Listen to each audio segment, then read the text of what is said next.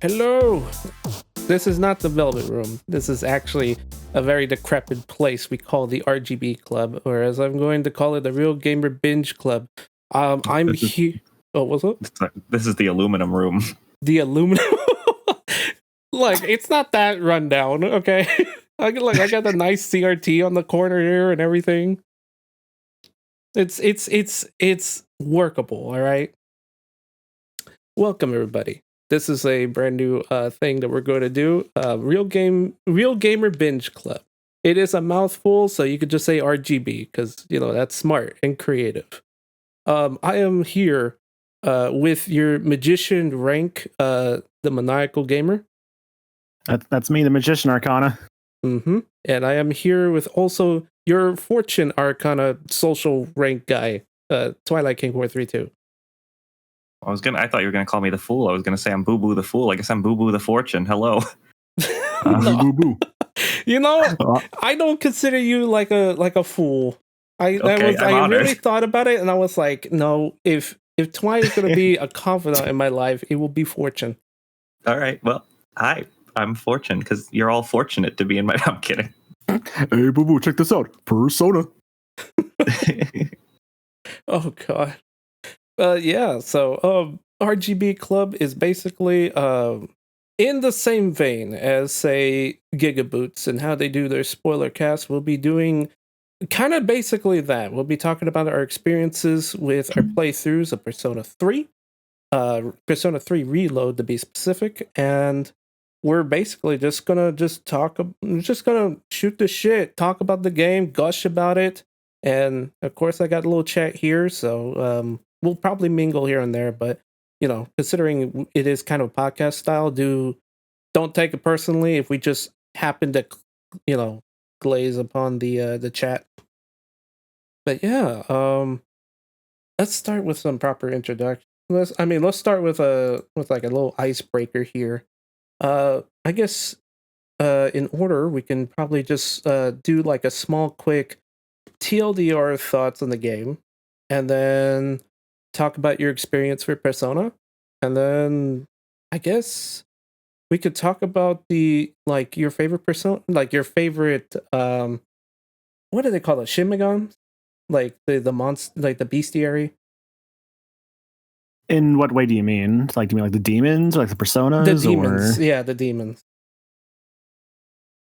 Yeah, I can't think of the name. That's why. If it is the demons, like just your favorite, I guess. But yeah, we'll go in that order. So we'll start with I guess we'll start in the order. So Maniacal, go ahead. Sure. Okay, so I guess to start with experiences, I've been playing the series since about 2011 or so. It was about when Super Genius on like his YouTube channel was doing a playthrough of Persona 3. And I remember watching that, and it got me to kind of buy Persona 3 Portable on my PSP that I had at the time. And I really enjoyed it. Like, I enjoyed it so much, actually. I think I played through it like 6 times that summer. I was really into it. Oh, man. And I've been a fan of the series ever since. I know when it comes to like, I guess a favorite like Persona or demon, I guess like maybe it's a simple answer, but like nothing, I can't go wrong with like Jack Frost. He's like the mascot, but like the mascot character isn't a bad thing, of course. Oh yeah, I mean that's the titular character right there. Yeah, of course. Was there anything else I missed there? No, not really. I was thinking like I know the way they structure is like they have like a little like initial impression with the thing, but like it's fine. I think this is pretty good icebreaker as it is. So you're good.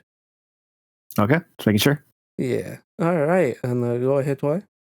All right, so I have an extensive history with the Persona series, including Persona 3 Reload, Persona 3 Reload, Persona 3 Reload, and Persona 3 Reload. This was my first Persona game.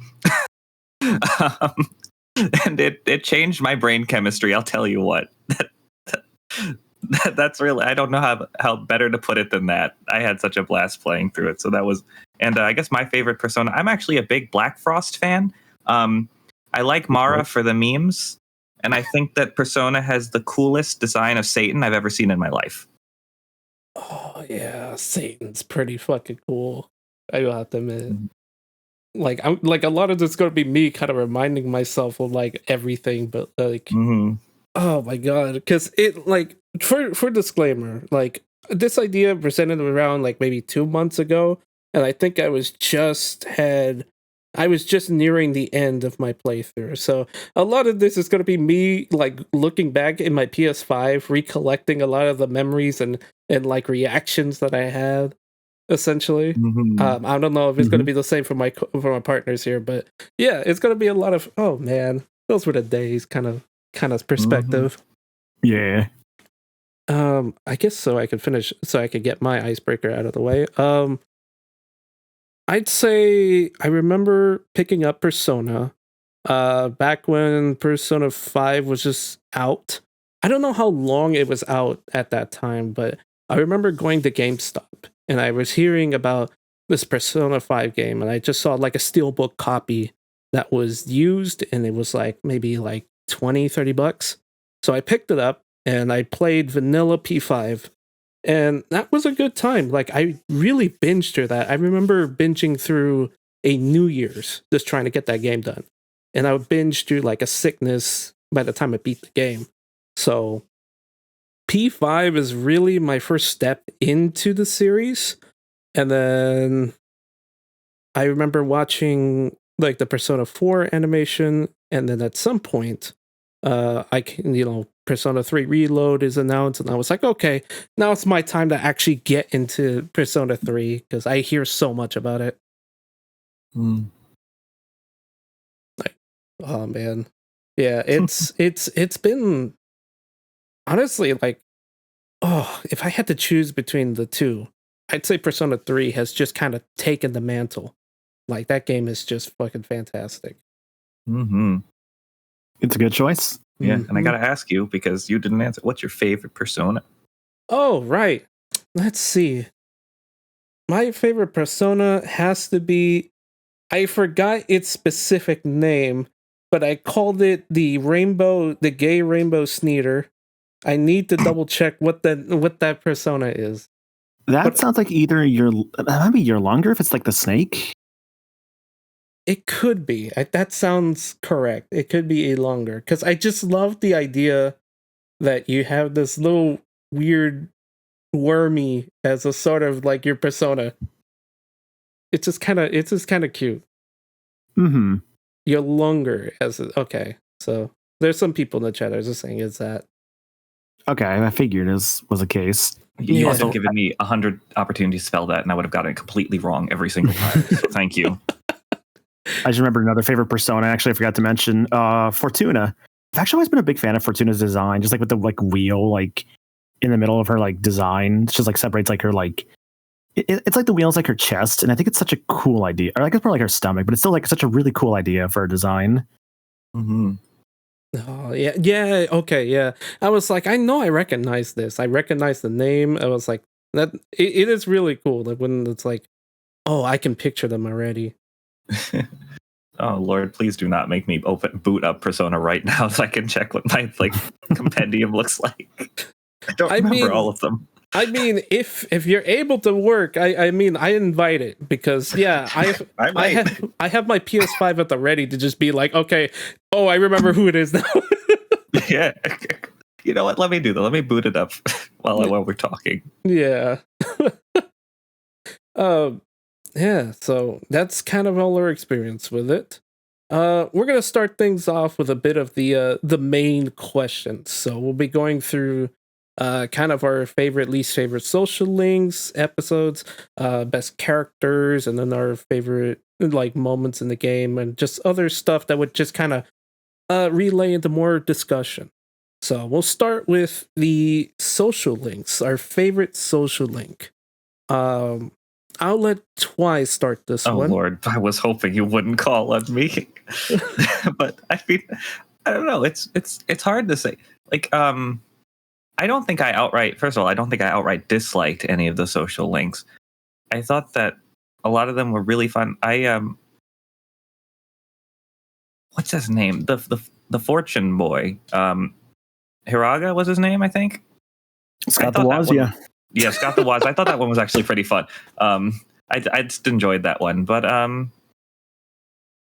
let's load this real quick.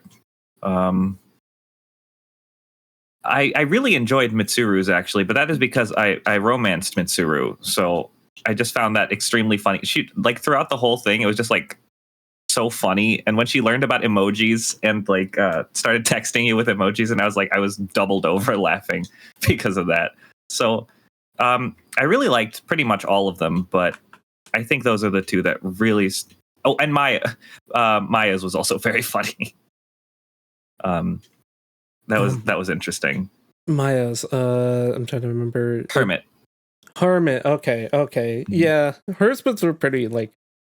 I it's honestly kind of funny how that one worked. It was like just out of all the coincidence of just, oh yeah, my teacher is online and she is flirting with me, and honestly, it's been so long since I've seen that sort of leet language. Honestly, I've never seen it used much on the internet, but it was like, oh my god, this is really like a time-stamped game. See, when I started on the internet, I would communicate online like the protagonist, like perfect grammar, spelling properly. That has changed, as you can imagine. But yeah, but I've never really seen leet speak out in the wild either until this game. Oh Lord. Yeah, no, it's wild. I guess I'll go next. In terms of my favorite social link, my favorite has to be, and I gotta make sure, I'm gonna Google it real quick just so I'm making sure I don't fuck up his name. But it was our student council president. He was the Emperor Odagiri. Yeah, Odagiri. Oh, the what's his name? Yeah, he's the student council guy, the disciplinarian man. Yeah, because like he was like the most like whiplash person in my in my experience, because I was kind of like, oh, I'm not really feeling this dude. And then his story progresses, and then I finally got to the point where I was like, oh, I see what you're doing now. Okay, you're kind of cool. I like you. It's I think it's just something really cool about that. But like his character development, I thought was really fascinating, because like I feel like I've met those kind of. I don't think I've really met those kind of people in my life. Like just like very, very hard ass on the rules and everything. Oh, sorry to interrupt. I just wanted to give an honorable mention to Kamiki's social link, The Dying Young Man. I thought that one was really good as well. Oh, thought provoking. Yeah, good choice. I mean, that one's definitely like that. I was not expecting the twist on that one. That was pretty cool. I'm trying my best to vary my vocabulary, ladies and gentlemen. It's going to be a lot of, oh, I thought that was cool. Yeah, that was nice. And I'll pull up thesaurus.com for myself. I'm kidding. Yeah. I believe it to be very astute. I see. I see. Yes, indeed. This one was shallow and pedantic. Very vapid or vapid. I don't know how you say that. I think it's vapid. Might be vapid. I don't know. I've heard it both ways. All right. Maniacal, you go ahead. Sure. Okay. So I guess for a favorite, I'll go for one that has not been mentioned yet. Actually, I guess actually one I like a lot. Actually, the more I thought about it, like seeing this playthrough again, it was probably the Aeon social link. Because like we'll get to some endgame territory here for this one, but when you actually get to Aegis's social link, you actually really get to see just like how much like she really just sees life itself, and like just because I went for the friendship route with her, right? And I found with her that she really just likes to just kind of live in the moments and like tries to really understand like people. And I really like, I guess, appreciated that a lot because she's already like a favorite character of mine. So getting to see this, like her development again, like with her social link, and how much like she really just tries to make like the world better around her. I really did like that a lot. And of course, I think we already mentioned like for our least favorites with Moon, right? So I think I heard him being brought up. Yeah, we were gonna get to that. I had the fun idea of just being okay. We're gonna go with the least favorite. I'll let Maniacal start it off. Well, there you go. Yeah. I mean, if we're ready to jump in, unless we had other like, there was other things to mention.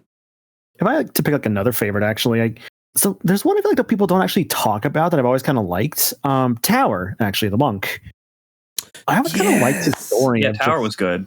Yeah, like no one ever really talks about Tower because like I don't know why. Maybe it's just because he's kind of an asshole, like old monk. But like no, Tower's I've always kind of liked Tower. I like how he just recognizes that he's kind of messed up, but wants to still like reconnect with his family.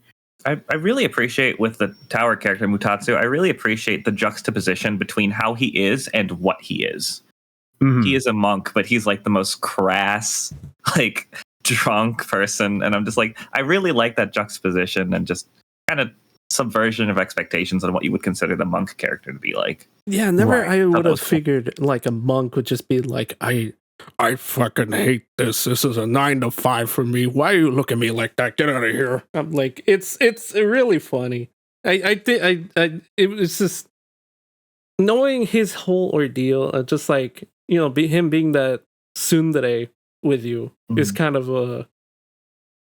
It's just something so appealing about that. I do agree, but the whole thing, like just being the juxtaposition, really like sells his character.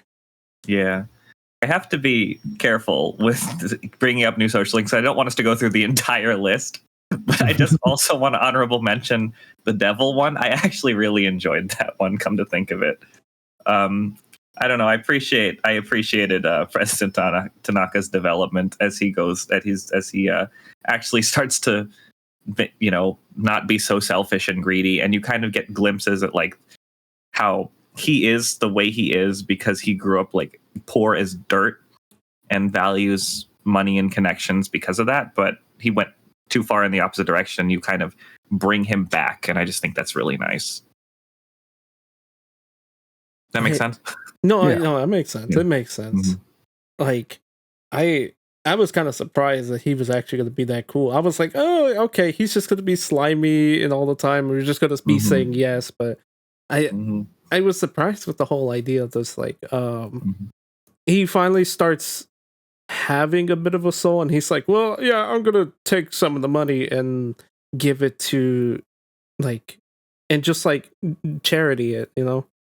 I thought it was like a very it's a nice moral gray area because it's almost like he's doing it for his own reasons, but it's not like he's being that heartless either. You know, like he's objectively not the greatest guy, but you make him better, and I think that's one of the things I just appreciated about that social link. And also the fact that because of you, he makes this big donation, so you helped the children in a roundabout way. Yeah. So that was cool. Thanks to lending him a small loan of 80,000 that went towards the right children. I swear I was going to strangle him if like he was just going to ask for more and more money, and this would have never went anywhere. I straight up would have kicked his ass. I would have rewinded so I have my money back. Okay. I think with let's move on to our least favorite. Now, Maniacal, I'm pretty sure you love every confidant on this, so let's see you try to pick out your least favorite here. Yeah, sure. So I mean, let's be real, it's the one everybody hates, Moon. So why I dislike Moon a lot, I'd say, is I feel like the Moon Arcana does not learn anything at all. Like, he's just kind of an asshole to you most of the time. No, actually, that's not true. He's not really that much of an asshole to you a lot. But the issue more so becomes, it comes from the fact that he's like, yeah, he's doing it from a good place, like genuinely. Like, he wants to be like, hey man, like, you know, let's like, you know, get some food together, and like, I'll tell you about my stories and all that. And like that part's nice and all that, but you kind of see more of him. Like, I feel like this is a weird case where this social link could have been better. They focused more on the fact that, like, hey, you could tell he was kind of eating a lot. And I think if he went more into the whole, hey, he has a dead brother that caused him to like stress eat. Like, I think if they went more into that, I think that would have been great.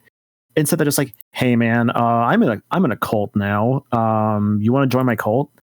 And it's just, I don't know, man. It feels like wasted potential, like the biggest wasted potential of anybody in this game for their social links. I definitely see where you're coming from, but I think that I will challenge you on the fact I think he did learn something, because you're obviously the cult thing is stupid. I don't really care about that part of it. But the thing that I think he learns more than anything is a sense of like actually having some confidence in himself instead of comparing himself to his dead brother, who he perceived as being better than him at everything. Yeah. So I think from that aspect, you teach him to love himself and not need to, like, I don't know if it was eating his pain away or what. I don't remember all the details, but like, you teach him, again, that like he's his own person. He can be great without being in the shadow of his brother. And I think that's really important. And I agree. Yeah, it was sort of a, I know I feel like they kind of touch up on it a lot, but I will agree they never really dive into it. Like they make him bluntly talk about it, but it definitely was that sort of, he had that middle ground of just like, part of it is him stress eating because of his dead brother, but he also gained a sort of resentment for it as well. So it's just sort of this culmination of his like self-worthlessness plus the fact that he has no brother to hang out. Like he doesn't have his brother there anymore, that kind of makes him the way he is. I did come into this thinking, okay, I'm gonna have to bite the bullet. Let's see how horrible it is. And honestly, I didn't feel as much hatred towards this character as I thought I would. I mean, he did the moonwalk once, and I wanted to strangle him, but that was kind of it. Like I get where he comes from with the situation. Just sort of this like feeling of like, I don't know, he's too like he's just feeling kind of worthless kind of thing. Yeah. I think maybe he doesn't necessarily learn to be a better person, but he does learn to be better to himself. And I think that's just as important in a lot of ways. Agreed. The nice thing about Persona 3, I feel, is that even though there's a lot of characters that like maybe aren't the greatest people, you still kind of at least help them become better people. And I feel that the Gourmet King is like one such example of this. It was crazy to think that, I mean, we'll get into it a little bit more, but the way that his story resolves itself, I'm like, are we talking about the same person? That's the same Gourmet King? You telling me he was able to manage all that like in the span of a few months? Like the shit that he gets done after the events of like P3, it's like shit. I figured he would get this done in like a year or two. Like you got this done before you went back to school. Like shit. Like when you see that he actually like applies himself, like he's actually very successful. Like as like as a gourmet, like as a food reviewer, and people like respect his opinions. They would do pretty good on TikTok nowadays. Oh yeah, Report of the Week's got competition. Like Review Bra, like they should collab. I'm here with the Gourmet King that's on me. This is Running on Empty Food Review, co-starring the Gourmet King. Oh my god, what's that one content creator? He's like a big guy, and his whole shtick is just eating so much fast food. And Avocado? Maybe is that his name? Because all I know is like so. Usually the reactions just come to him just like doing like the crying and stuff. I'm like, oh my god. Oh, the extremely overly dramatic emotional one? Yeah. I think that's Nikocado Avocado. Or Nico Cado Avocado. I'm not actually, probably Nico. His last name can't really be Avocado, right? No, it's not Avocado. Okay. Like an Ace Attorney character. I'd fucking lose my mind if my last name was Avocado, man. Oh, fucking. Oh. Okay. Anything else towards your least favorite Maniacal? No, that's really it. Like I touched upon like the things I don't like about him, the missed potential of it, I feel. That's about all I can really say on it for the moment, yeah. Okay, let me figure it. Let me see if I remember the one that I didn't like. I'm sorry for taking gore making immediately. Oh, I wasn't even considering gore making. Yeah, I was like, I'm gonna let Maniacal take it. That's why I had you go first. You're good. You're good. Where is he?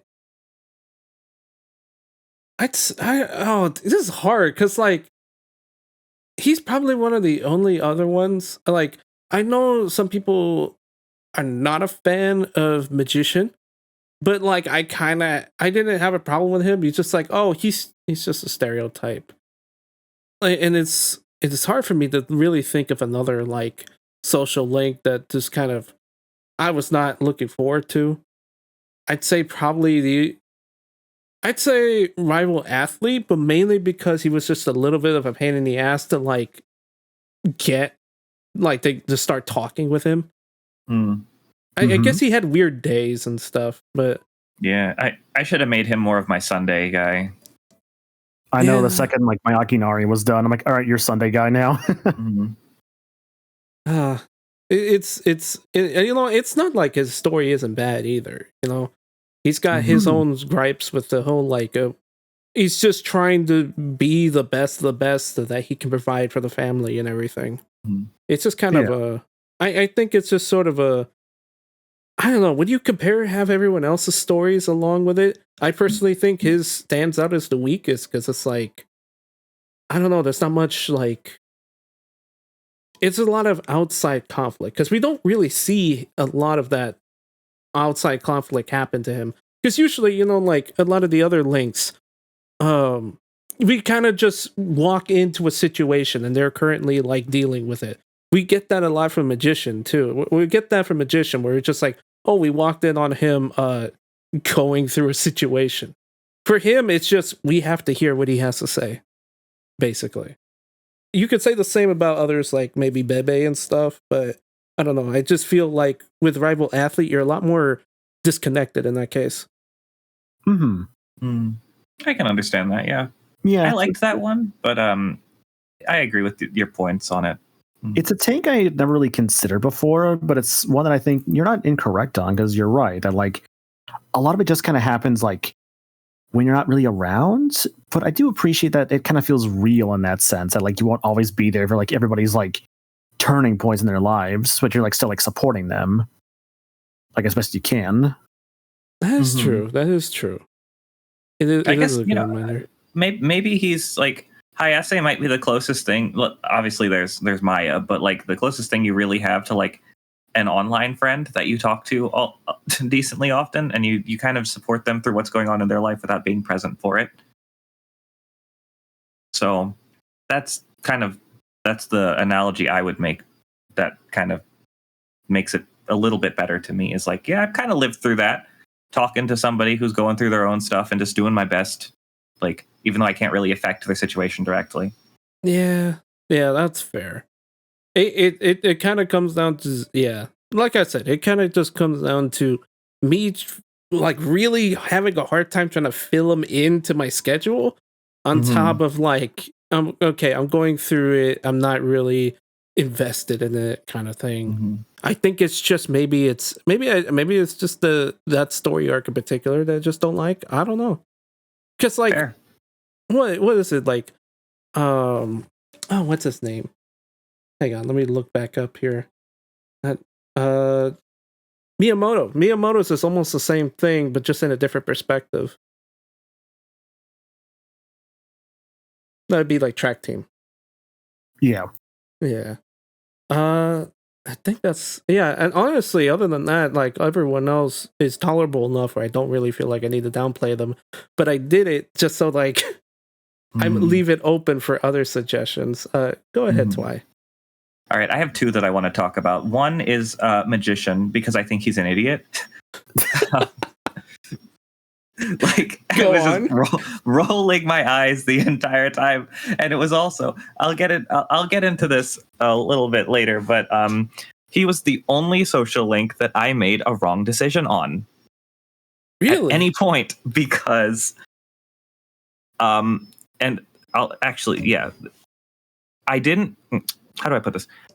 It is there are two social links I just outright, and the other one I want to talk about was Chariot, because they are the social links where you actively have to be a terrible person and enable them. Mm-hmm. You have to be a really bad friend in those.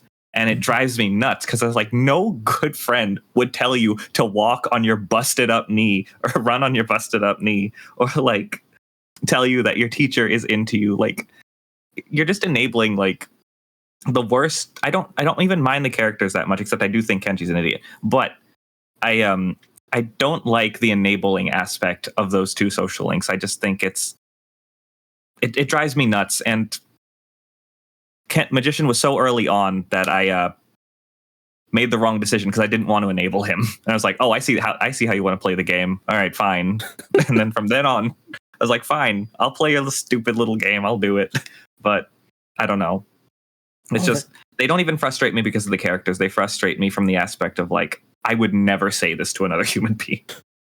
You know, that gives me two questions. A, did you laugh at him during his one rank up? Kenji? Yeah, yes, yeah. The one where he actually puts the pieces together the way they're supposed to be put together?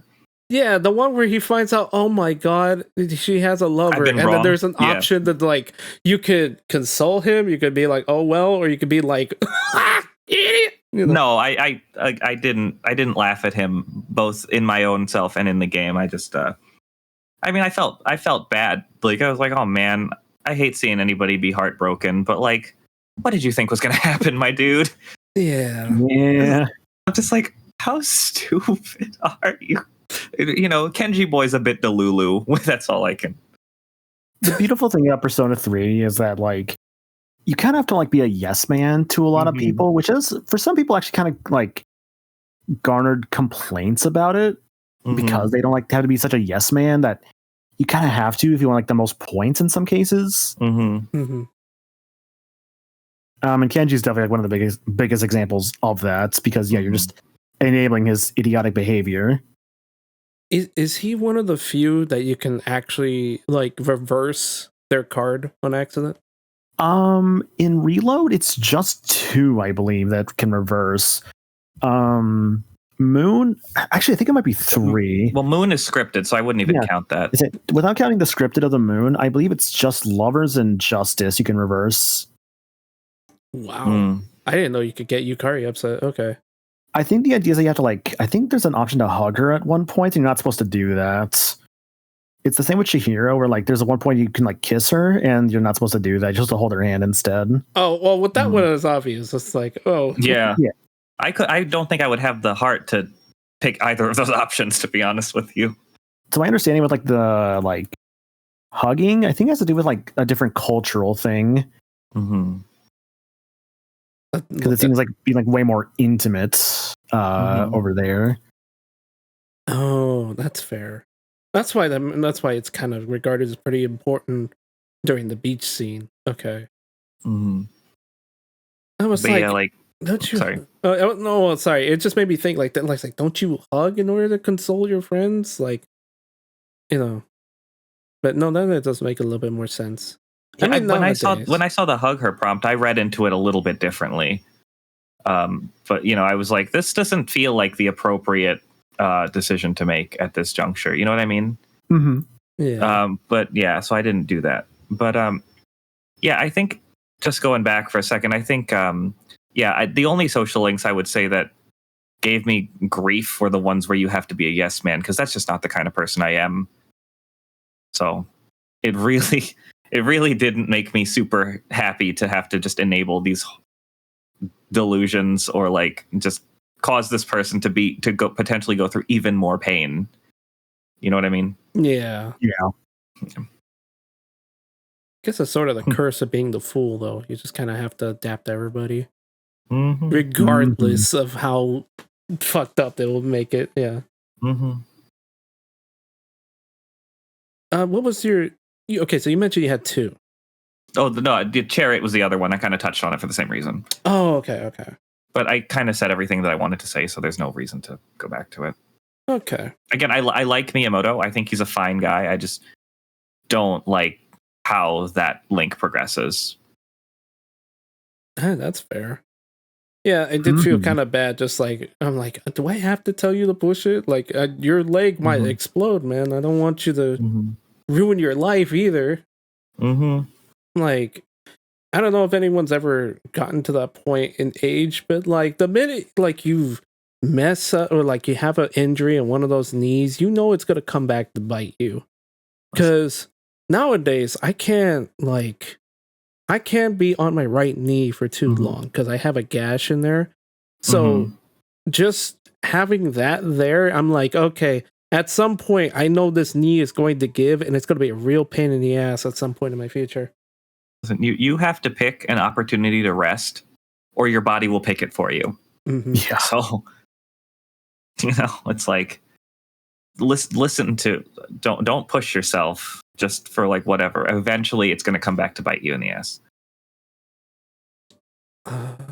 Let's see. What else did I put in here? Oh, and I guess because this sort of counts, because we are talking about social links. Who did you all date? Mitsuru. Fuka. Aye, Fuka. All right. Okay, so that's 2 for Fuka and then 1 for we Mitsuru. got the Fuka fellows over here. Jesus. She's always been a favorite. Can't help it. Yeah, she's great. Oh, she basically won my interest like about halfway into her arc. I was like, oh, I like her. She's good. Like, I think the end gift that she gives you after romancing her, I think is very sweet. Because what is it? She basically uses her technical prowess and she makes you headphones that you like. I thought that was so fucking sweet. That's very romantic. Like to be able to get a gift like that customized for you, like that's I think that's real affection right there. Yeah, I was actually when I was playing through the game, I was actually going back and forth between Mitsuru and Yukari for most of doing their social links. And what kind of set me on Mitsuru, like, okay, obviously I have a type. We've been through this. People have pointed it out to me. Like, wait till he meets Mitsuru. It's so obvious. But like, yeah, okay, whatever, sue me. But like, I think the point where I was like, okay, no, I got to go with this one is when like Mitsuru's fiance comes up to you and like is a total asshole, and she just starts yelling about how much she wants to be with you, like in public and without even realizing what she's doing. I was like, oh my god, this is great. Actually, that's so cute. I was like, all right, I can't after witnessing that, I can't not go for her. So I did. If I saw that earlier, I would have just fucking went gung ho with Mitsuru. I love that fucking like rom-com telenovela shit. That's like so fucking hardcore. If someone did that to me, like, okay, instant marry. I'm sorry. Like how much they want to be with me and shit. Like that shit would like warm my heart, keep me. That would be like putting super premium fuel in my car for like the rest of my life. That'd be enough to get me by. Agreed. That's the kind of shit I live for. Let's see. Now we go into, well, I guess in here I put best character. So I guess in this case I essentially mean of the party members. So, in what regard? Well, I guess, they were the kind of character that you really enjoyed. Like, as a member of C's, as just a human overall, like, this was the character you enjoyed. I guess that's what I mean in that regard. Okay. Yeah, so this one's open choice. Whoever wants to go first. Koromaru. The objective answer, he is the goodest boy. Yeah, Koromaru, sorry. I really, but in all seriousness, I really like C's a lot as a whole. I I think I really enjoy Aigis. I think she is just great throughout and develops in a way that is, even if you don't finish her social link, the development she goes through, like as a character, is just so apparent, and I really appreciate that.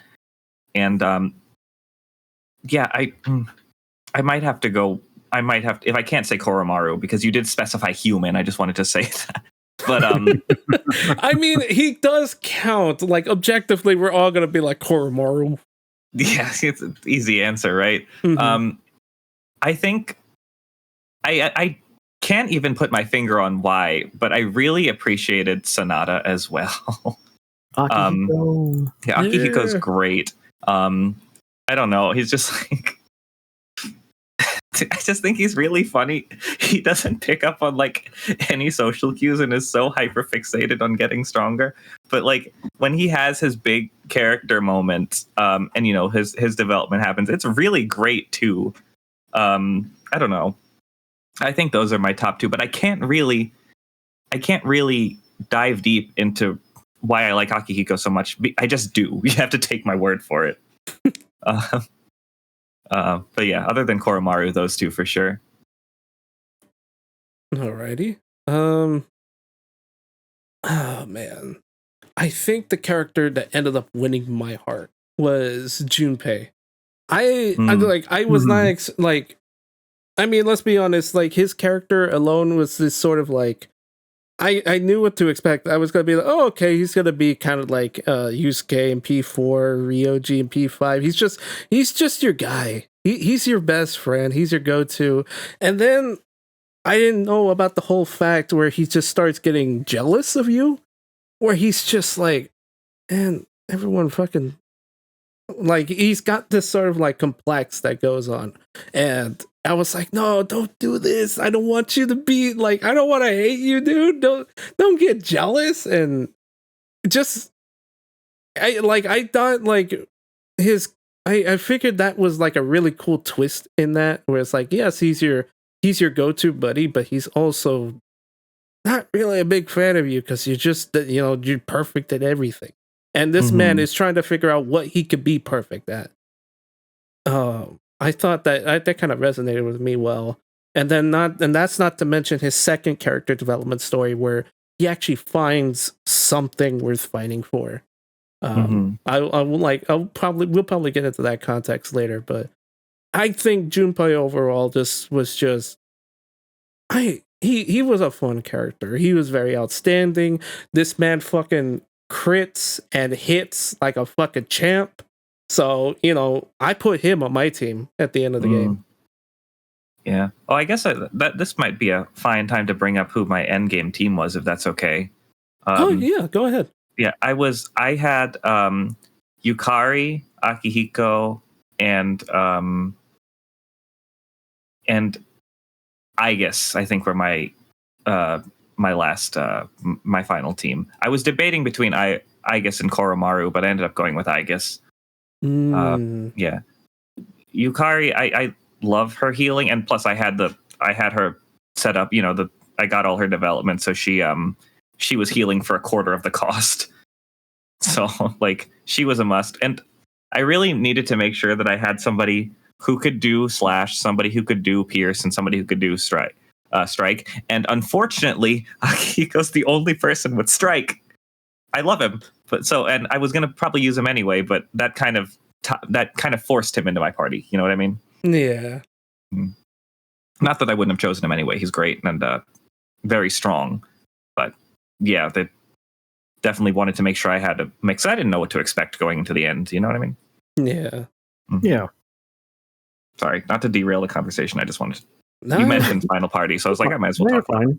No, it's good. We can trust me, we'll get into the final party as well if we have to. Because I wanted to do that in the introduction, but I was like, that might be a little too spicy to start off with. We'll save that for later. Anyways, Maniacal. Better question becomes: do I want to go for different responses from you guys? Or just go for the ones I already like already. I'll be honest. Just don't worry about being original. Worry about being honest. Yeah. We have a very limited cast. Yeah. Yeah, I mean, if I had to pick like favorites of the party, I mean, I guess like Akihiko and I guess I knew for a fact I wanted them on my final team no matter what. I've always liked both characters a lot. Akihiko goes through great development as a character and like really grows and learns from his mistakes and like his drive to become stronger because of his past. And I guess, finding her humanity, I think is a really good piece of storytelling. I also appreciate both of them, like in terms of like combat purposes. I like that Akihiko is like a mixed attacker and like healer, which is nice. I guess it's just like all physical and like he's great for buffing purposes, which I appreciated that for like a team. But if I had to pick like another character, I would also say I really liked of the team. We're gonna get to some spoiler territory, but Shinjiro actually. Just bring that up. I knew you were gonna say that. Damn. Yeah. Unfortunately, I cannot find him in my fucking party list, so I can't show it to people. Go to the C social link. He's there. Oh, see social link. Okay. He should be there. I can actually. Is he there? I think you're right. Well, let's find out. Oh shit! Which that's the top Isn't one. C's like up? Yeah. C's at the top. There, I see him on the right. Yeah. Yeah, there he is. Oh, I need Daffy points so everyone can know what he looks like, but he's basically the one you still haven't seen yet. Yeah, he was always a favorite of mine as well. I always liked him. Granted, I think I'm also a little biased in the stance because I played Portable, right? And that has the female main character route. And Shinjiro's social link in that route is really good. Like that is one of my favorite social links. Like it's getting to see like the more like softer and warmer side of him there is great. Because like you don't really get to see that as well in like the male character route, but granted, we have like a bit more of those like extended character stuff thanks to the linked episodes. And Shinjiro's was a really good one. Yeah, the Better Moon social link. But yeah, Shinjiro definitely was always a favorite as well. And someone I wish I could take to my final team. Yeah. Because God, they made him so fucking good in Reload. He's really, really good. God, I have things to say about that, about him, because I'll just say, like, I never really questioned it. I always figured just like, oh, maybe just not many people pick him for the end game. And we'll continue in a later moment. Yeah.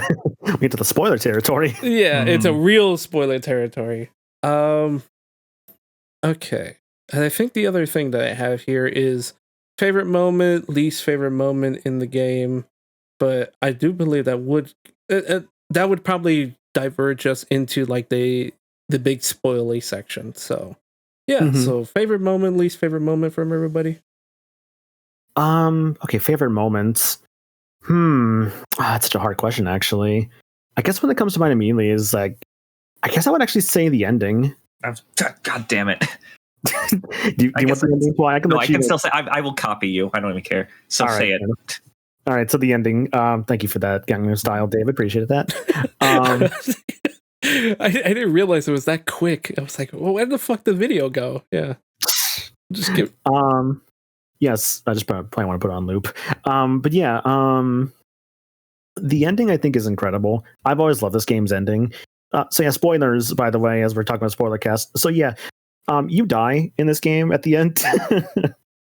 And God, dude, just so in the final battle with Nyx and how like you use the Great Seal, I love like the storytelling aspect of just like, hey man, you have the universe by your side.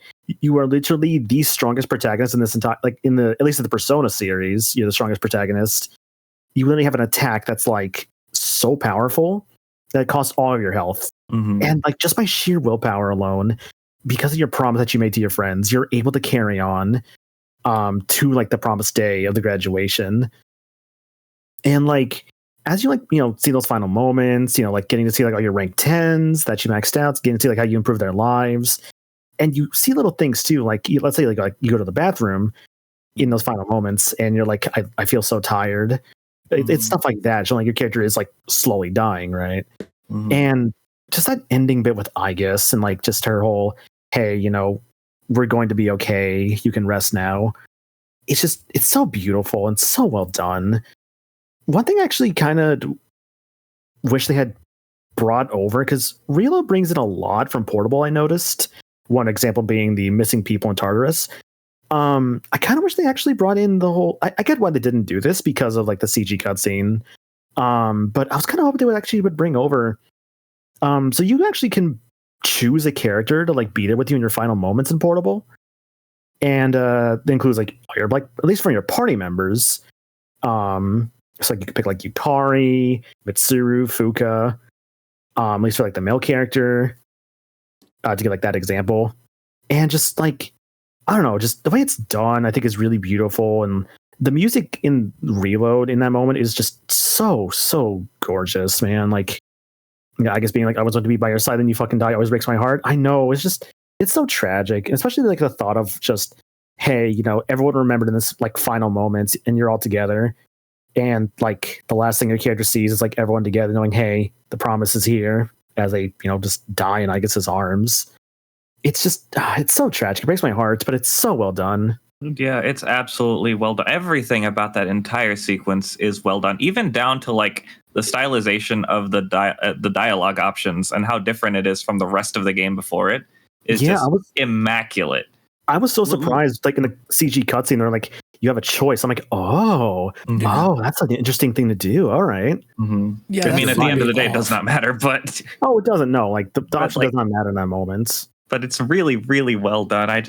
The ending of that game, for every reason that you listed, is just completely wonderful. I mean, I was literally sobbing by the end of the game, which is why I'm glad I didn't finish it in a call. I didn't want anyone to see me in that situation. But I mean, I don't know. I knew nothing about this game going in, but I pieced together that the protagonist was going to die just because I felt like they were laying on the "we'll always be together" a little too thick for my like. You know what I mean? It's like I definitely got the vibes. Like, okay, this is not going to be okay. I mean, they kind of give you that pretense in the beginning, don't they? Like, they do, but by that point, I've already forgotten. Oh, okay, that's fair. I mean, they do remind you. Like, I think at a certain point in the game, Igor brings you back into the Velvet Room. It's like, you remember what I told you, right? Remember what you signed? I was like, yeah, well, I know what's going to, I have a feeling this is what's going to happen. But even then, it didn't make it any less like heart-wrenching to experience.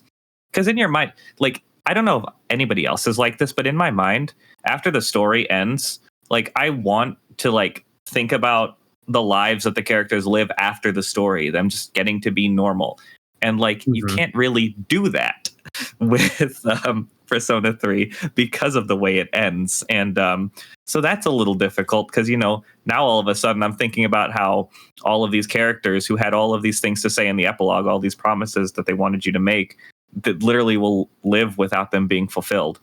Yeah. But I think the most beautiful thing is, well, there's something really beautiful about the fact that the protagonist is able to hold on just to keep that promise, literally defy death for just a few months to get, like, I guess it's a month, but to keep that promise. And I just think that shows some insane power of will and a dedication and loyalty, because the game really, to me, is, finding something to live for. A big, I remember like when the original release of Persona 3 was a thing, its intro burned my dread. I remember how a big thing that was plastered all over that intro was Memento Mori, which basically means remember you are human, or remember that you must die.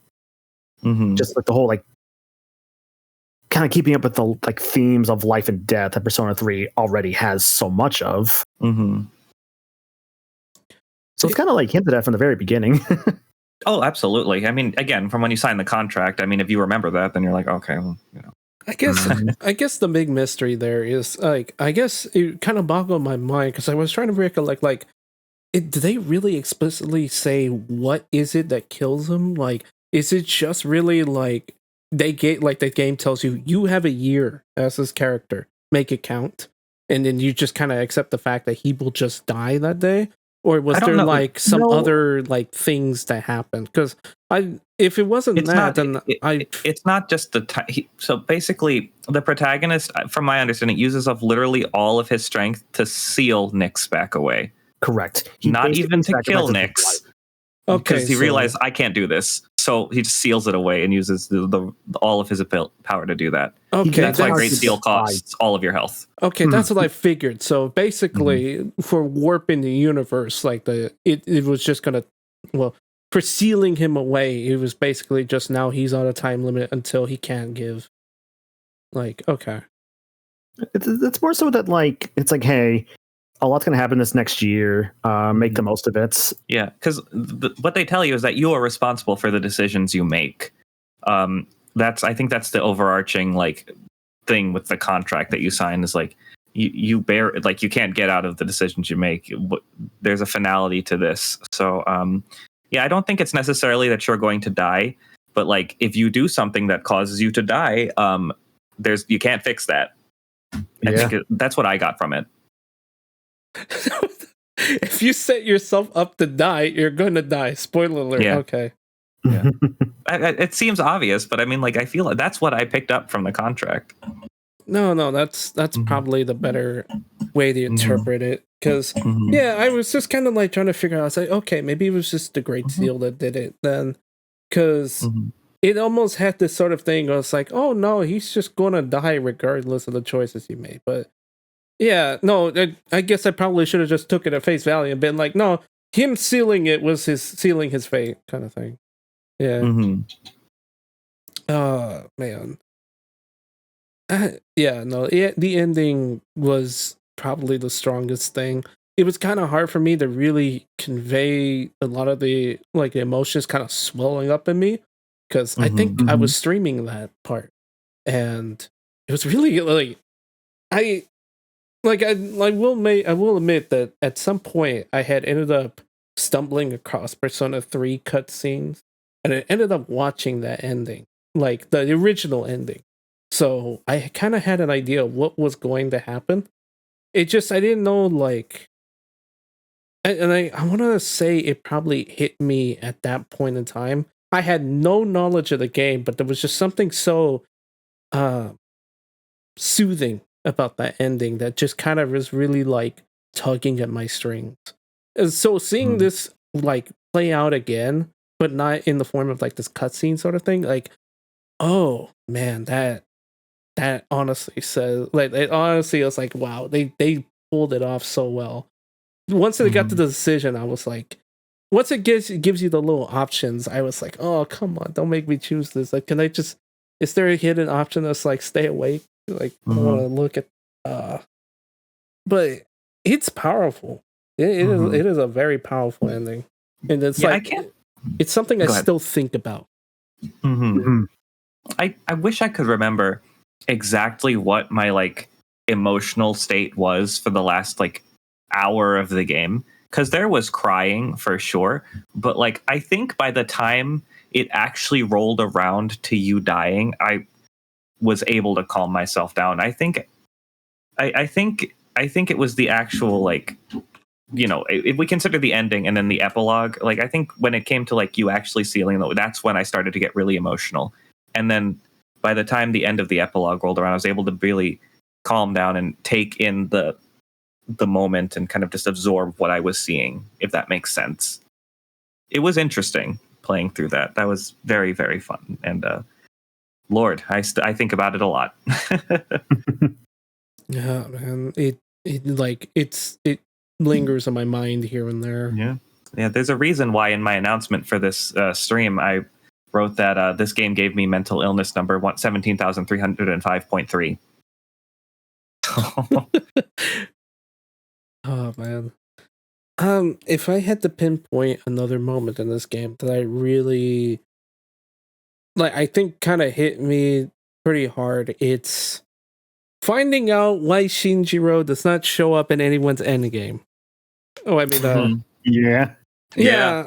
Like the entire time, like I know I have some little bits and pieces of knowledge. I was mostly blind to this game.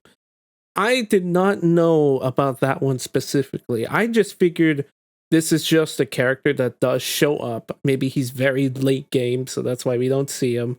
So when he shows up halfway in, I'm like, oh, okay, never mind. I guess I just been looking at the wrong playthroughs. And then like the story plays out where you find out that, oh, Ken apparently's got some beef with him. And the minute he finds out that Ken joined the squad, he locks in and goes, I'm joining in too. And I'm going, oh dear. Oh, I'm piecing together what the hell is happening here? And it culminates into that night where he gets shot and he dies in the October moonlight. 4th. Yep, October. It was October 4th. Mm-hmm. That's one of those dates that like most Persona fans would be like, oh god, October 4th. 10-4, good buddy. Oh, 10-4. God, I hate the joke there. Yeah, no, that one hit hard because like I figured he was gonna be around for a lot longer, or at least I figured he was just gonna be. There's gonna be some other reason why he just doesn't show up anymore. But him dying was definitely not something I was expecting. I think that whole background story that was going on was actually it was interesting. I really did enjoy it, and I wanted to see like. Damn, I kind of wanted more backstory on that, but they give you a lot, and it's just, I think it hit pretty well, to be honest. I can't really say much other than, damn, rip Aragaki, man. He was cool. Yeah, rip in peace. Yeah. It was. I love that guy. It was interesting to know, though, that at some point later in the game, you could just walk into his room and his stuff is still in there, and I believe if you did all his episodes, you see there's a little thing between you and Mitsuru. Correct. Yeah. It's like you basically find out like he actually was, he actually made up like a resolve, and you find out what his resolve was. And by doing this, you get access to a new persona, basically. Oh, man. That was such a... Yeah, and okay, and we were on the topic about. Well, before I get back on the topic about that, I think that did everyone go? Yeah, you went through the ending. I went through the. Twy, did you have your moment? Well, I copied the ending off because my initial thing was the ending, so I was just planning on like piggybacking off of Maniacal on that.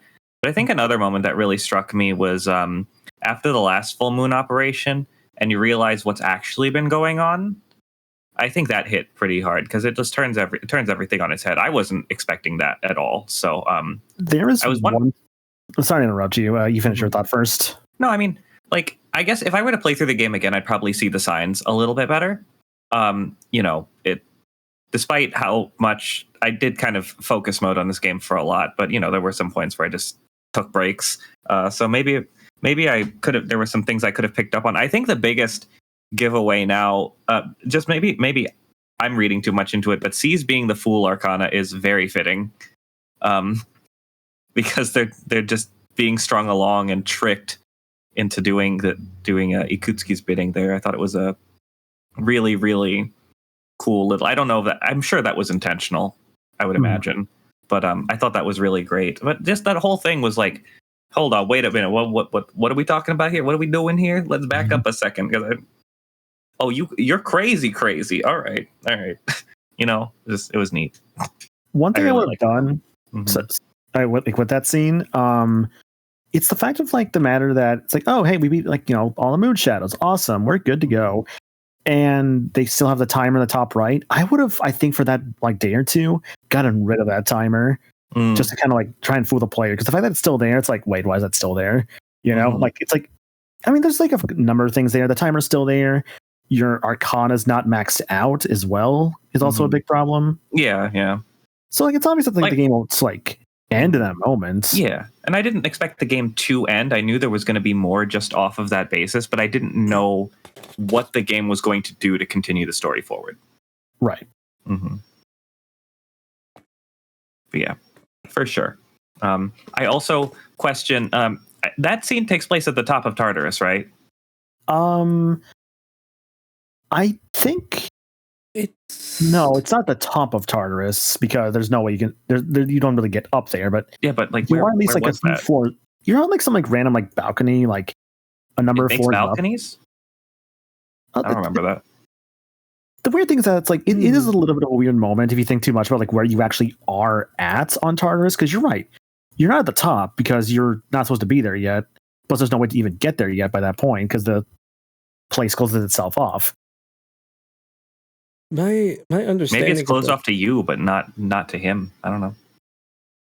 yeah, like he had some sort of like back door entrance I that don't. nobody knew about. Backdoor Tartarus. Yeah. He knows he has the keys.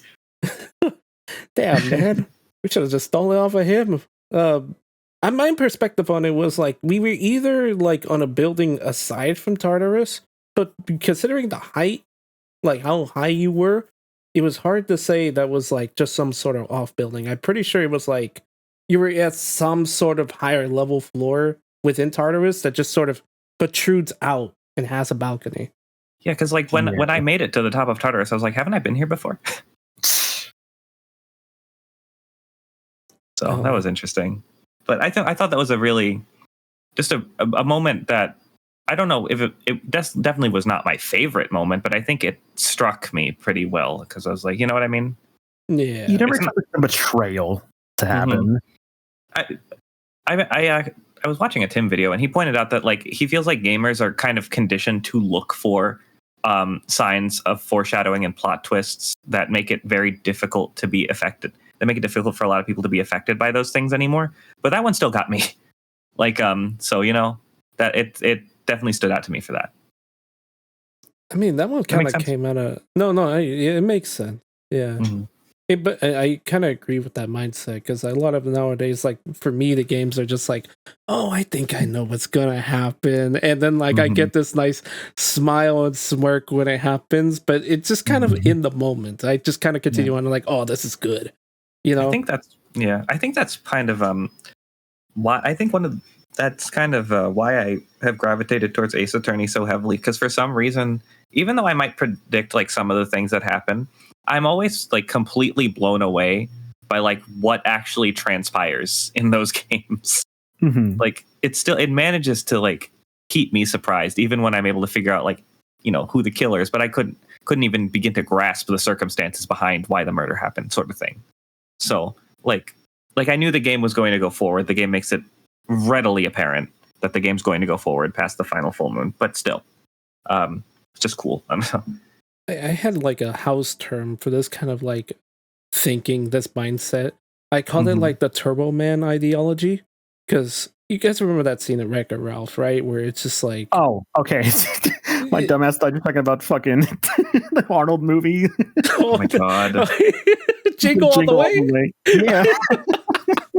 He's terrible. No, I think his full name in Wreck-It Ralph was Turbo Man. It could just be Turbo. But like I think Turbo. But I think about that one as sort of like the one where it's like that was the first time I actually looked at the movie and go, why the hell did they introduce this guy? Right? This is like the first time I noticed Chekhov had a gun.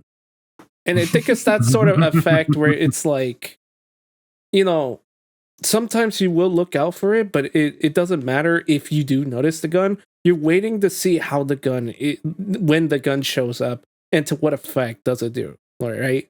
So I think it's, you know, because there is a difference between that kind of reveal and then, you know, it all depends on context, basically what I'm trying to say. Right. It's just that sort of effect. God, what was it that I was going to mention? Because we kind of all went through it. Right. It was funny that we mentioned like the whole episode thing. It was I hear it was like a new addition to this game. It was really cool. I did not know how important it was until later in the game. So I happened to miss the entire later half of Junpei's episodes. Oh, bummer, dude. That sucks. Yeah, I did not know about that little extra tidbit. I was just like, okay, you know, she's gone. You know, Shidori's gone. He's just gonna have to live with it. And then I find out, wait, you didn't do all the episodes? And I'm like, what? Yeah, why? And then I looked it up, and I'm like, what the fuck do you mean she comes back if you do all the episodes? Ah. Mm-hmm. Oh, I missed that too. Yeah. Oh yeah, my god. I think that's been there since like I want to say FES, where it's a bit harder to do an FES. I made it easier for the remake, where you basically can save Chidori. So I was just like talking to Junpei, like, hey man, like, you know, a lot of just like cheering him up and all that, basically. I mean, For what it's worth, though, like I don't know if there's particular cutscene changes on that particular day if you didn't go through with it, but I think his progression when you don't save her, I think was a really cool idea. Like, because I I think, want to say, ironically, I think you actually have a free day if you don't save her because your day's taken up by like the cutscene with her. oh really? Okay. I think. I don't know. Don't quote me on that one for sure. I don't know for sure because I haven't tested that myself. But I Okay. would think that you would actually have that day for free, which means you could use it for like, let's say, like I don't know, like August or something. That's a thought. Okay. See, Mm. my thinking would have been if you didn't activate that day, because it did feel like it was sort of like a cutscene based one where it happens before you begin your day. It's, I remember, like, my guesstimate is that it probably activates this one cutscene that happened, and it's just Junpei and Fuka. And apparently, Junpei just like went back to the bench that he met Chidori at, and they have this conversation just sort of about like, yeah, I know what I'm fighting for, I know what you're fighting for, I like, they kind of just have this really nice like conversation. And for me, that's what I'm thinking, that's probably what they end up doing, but I could be entirely incorrect because that might just be something they do like initially regardless. But yeah, so I ended up missing that. Koromaru was essentially the only one I did. I did maybe a few episodes of Ken and Yeah. Shinjiro. I basically just did a couple episodes for like almost all the guys, but Koromaru was just really the only one I bothered to finish. Yeah, actually, very similar story there. I think the exact same thing happened to me. So good. I was able to get all the linked episodes done, but I screwed up social links. Mm. I was planning for a while there, but I didn't plan enough early on. I kind of started planning better midway through, and by that point, I was kind of screwed over because I ended with like everyone maxed out except for Magician and Fortune. Magician was at 8 and Fortune was at 6. And there was some things I kind of forgot about that would take up time because of that. Like Persona 3 is I love the game, but there is so much stuff that just like wastes your time. It's like, hey man, surprise, time to go like work at McDonald's for a week. I'm like, motherfucker. Yeah, like come on now. I was mad when that happened. I was like, Jesus Christ, dude. Like I forgot about that. Like I love like Persona 3 is still my favorite Persona I've played.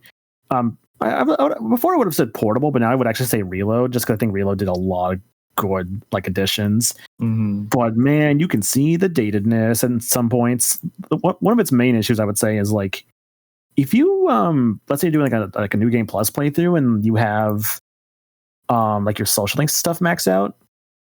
Night times are fucking boring. You're not doing anything but sleeping most of the time. Yeah. I usually went and played games in the arcade. I say the games is good for like max out your like persona stats. Yeah, like if you just want to make like a meme persona or something like that, Like they were a good opportunity to get my social stats up. Oh, that is the best part for it. Yeah, like like when your stuff's not maxed out, you should be doing that. Like I screwed up by like not doing as much as I should have been. And I definitely I've had many thoughts of like, could I have finished everything in that first run if I was better about planning stuff and better about like using the arcade? Maybe. Yeah, I thought about planning it out or like looking at like a guide of what to do every day. I was like, no, you know what? First playthrough, we're just fuck it, we ball. We're gonna see what happens. If I do it, I do it. If I don't, I don't. But man, that game had me dreading days off like I wouldn't believe. This is the only time in my life I've ever dreaded a day off was in Persona. Oh man, I think the funniest part about that too, it's like, oh, okay, I have these perfect days off. I'm gonna be able to do something tonight, at least to make things productive. Good morning. This is.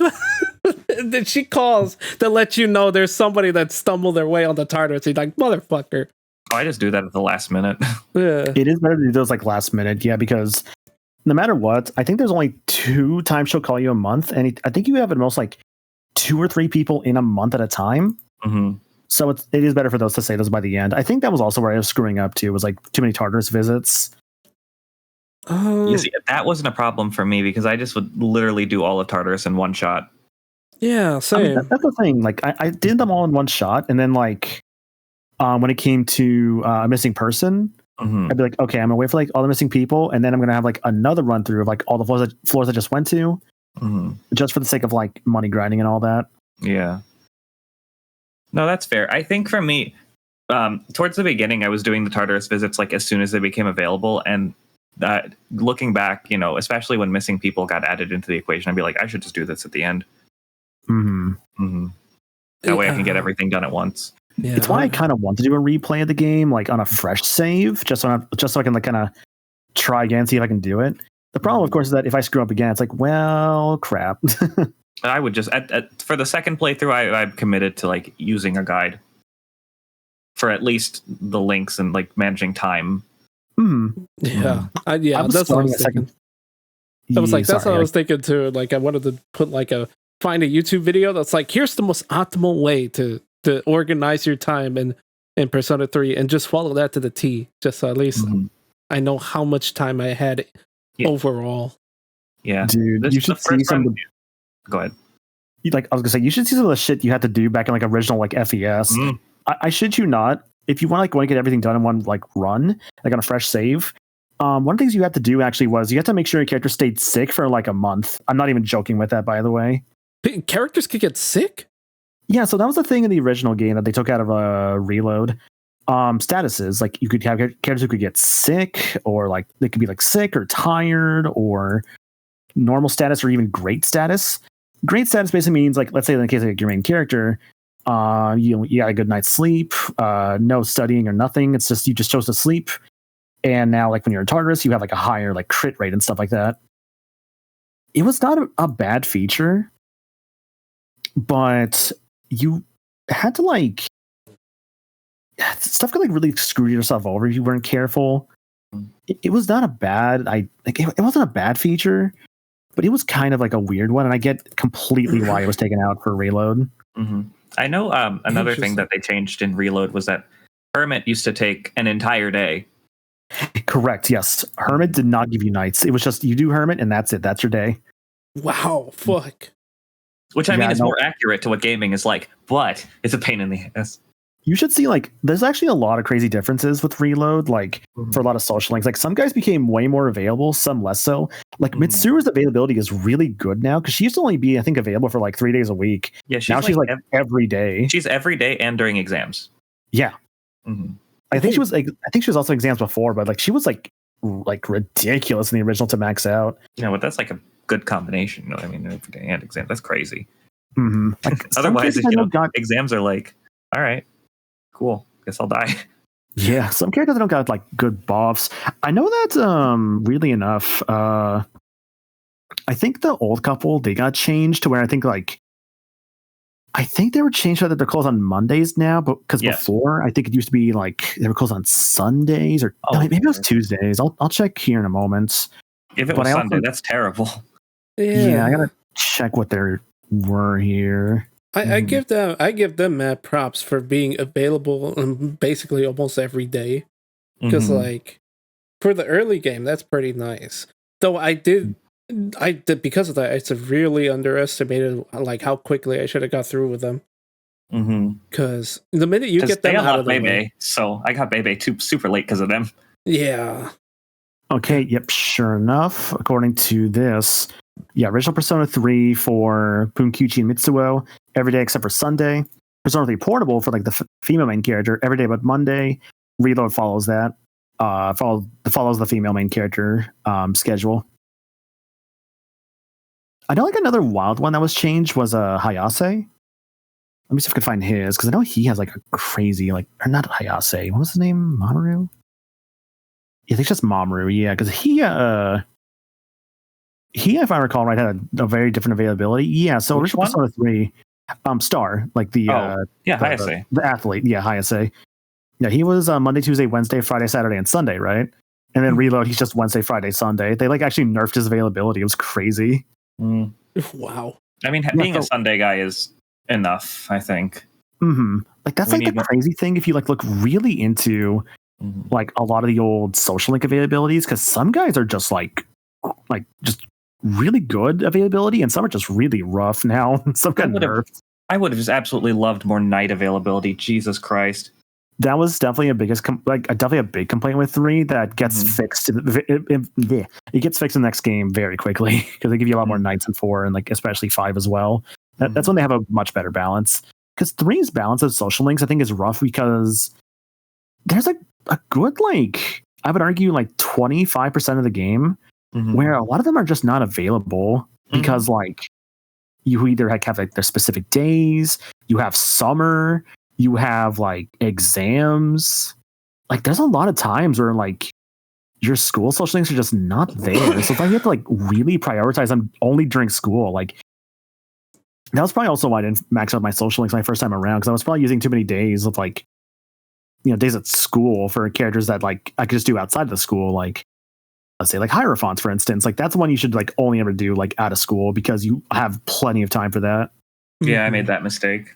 Yeah, same, dude. I was if I didn't do that, I probably could have finished maybe at least Magician.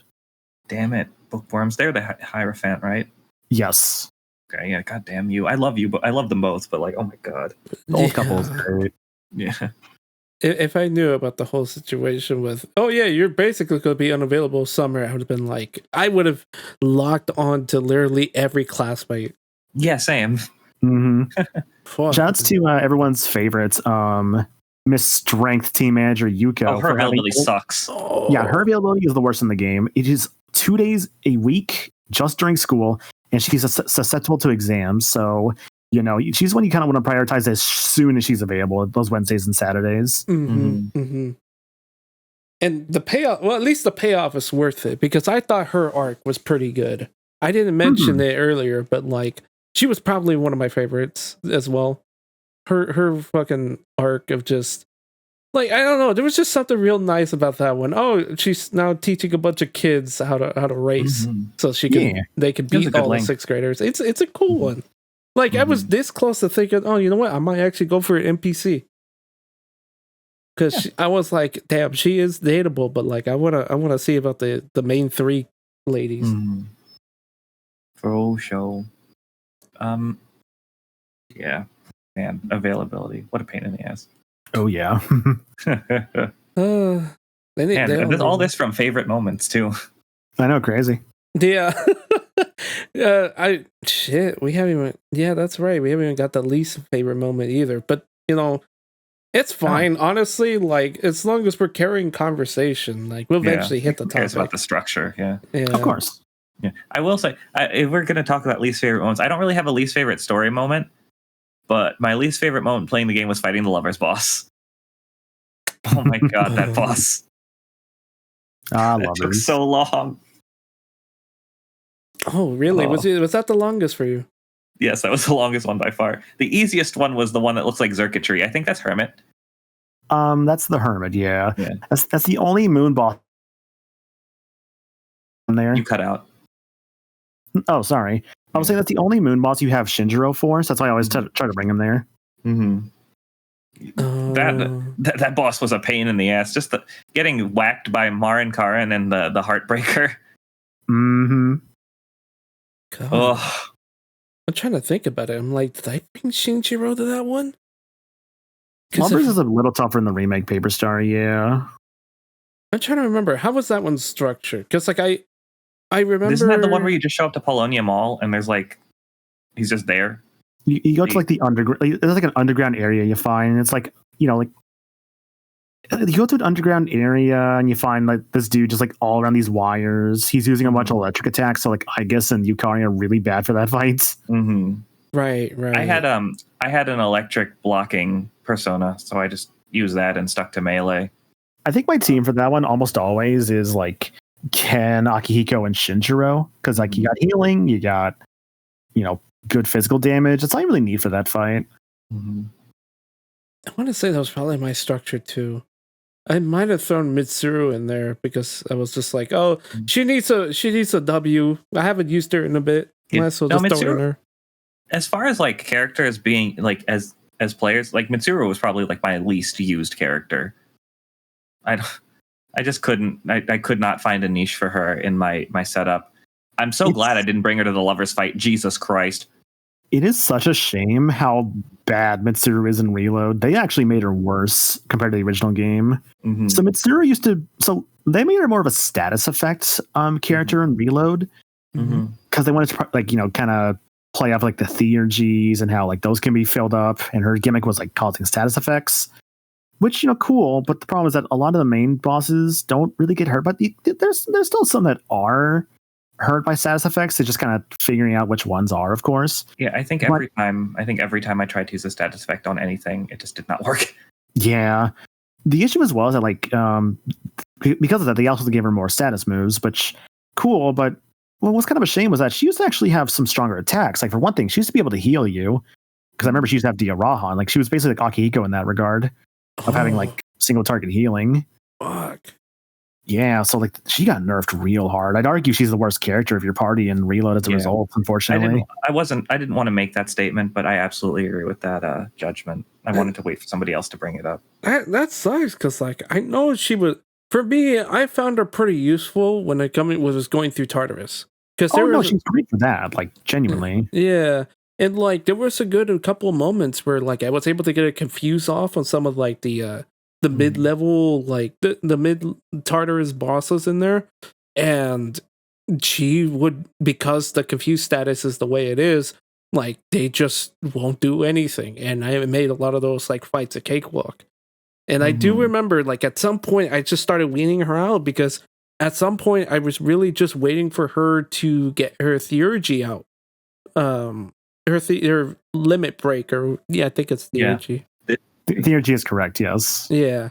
Her theurgy break is fucking fantastic. The one that she gets after like she awakens, because the almighty because having almighty damage to everything to one character, like damn, that was needed. Yeah, I used the protagonist for almighty damage because I think it was the Jack Frost and Jack O'Lantern theurgy that I did almighty damage, and I had a high chance of inflicting down on all enemies, so that one was really good. But yeah, I don't know. Like I wish I found more use for Mitsuru because she's great. Like I mean, she has her uses, but man, it's just like I can't take her to any full moon operations because you're not going to be able to do anything. And status ailments are just not my style because in most RPGs I play, they just do not work.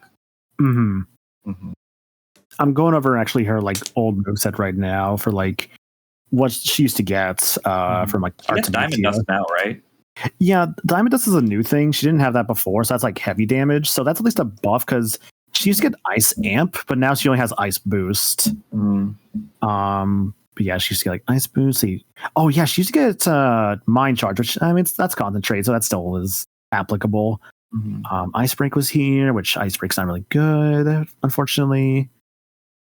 Got the Freeze Boost, I think was okay. So yeah, Freeze Boost is new to the remake because again, status ailments with Mitsuru.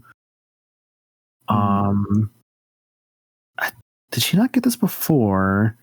Okay, no, I'm seeing here another new thing for her is actually Maracunda, so that's actually good for her at least. Actually having like a way to like lower defenses, and her second theurgy was really good for that because I remember she had her second theurgy basically like it's a debilitate attack. It lowers all their stats, which is real good. Like she's not terrible by any means, but I just feel she's very outclassed, which is the only bomber thing. Yeah, especially for the character like because so another fun thing is that thanks to the original Persona 3 and how that worked, Ken and Koromaru, so they have light and dark attacks, right? But originally those were only instant kills. But they're like, hey, we should probably not have them to be just instant kills. So then they gave them actually like the light and dark damaging attacks that I think were introduced around Persona 5. So like, Kogon for Ken and Aegon for Cerberus. So now as a result of that, Koromaru and Ken are just ridiculously busted, I find, because they get 2 elements. Not to mention all the other crazy stuff they tend to get now too. Yeah, I think both of them, like, Koromaru gets Concentrate of Revolution, which helps out a lot, and he gets Debilitate. And then I'm looking at here, Ken got Heat Riser, which I thought was very helpful. Yeah, Heat Riser is great. You got rid of it on yours, but Ken also does electricity, right? Yes. Yeah. Ken has like Zeodyne. So like T3 Lightning, which makes sense because my Ken I see with like Vile Assault, Zeodyne, Kogan, Bakogan. And it makes sense. He wields essentially a giant lightning rod. Yeah. So it makes sense. And then this is even getting into like what also makes Ken ridiculous, aside from like his healing and like buffs and like magic output. It's his fucking second theurgy. Like that is the most broken thing in this game. Divine Intervention. It's like what? Yeah. So it revives your party, fully restores their health. So it's like okay, like that's already really good. But then reflects one attack. That's fucking Tetrakarn and Makarakarn for your entire party. Like that is ridiculous. Like that is the best. Like that, I would argue that's the best theurgy in the game. Like straight up. I would agree with that too, but I think I've only was able to use it once and not to the fullest of its intent. So it was just like, oh man, like I didn't want to use them because I was just like, I don't want to use this. I can't like revive everybody because I feel like he tends to die first in these situations. I don't think Ken dies first for me, but I would be so hesitant to use that unless like I was going to maximize the effect of it. Because so obviously protagonists can't die, so that means I have to have two people down at the same time, and that almost never happens. Yeah, it's very much a like emergency tool, but it's still good as like a quick Medea Rama as well as like applying like the shields, because like that never hurts to have. Oh, absolutely, it is a fantastic theurgy, but like. Yeah, I didn't make as much use of it as I probably could have. Now I'll tell you one theurgy that I used plenty of times was Armageddon.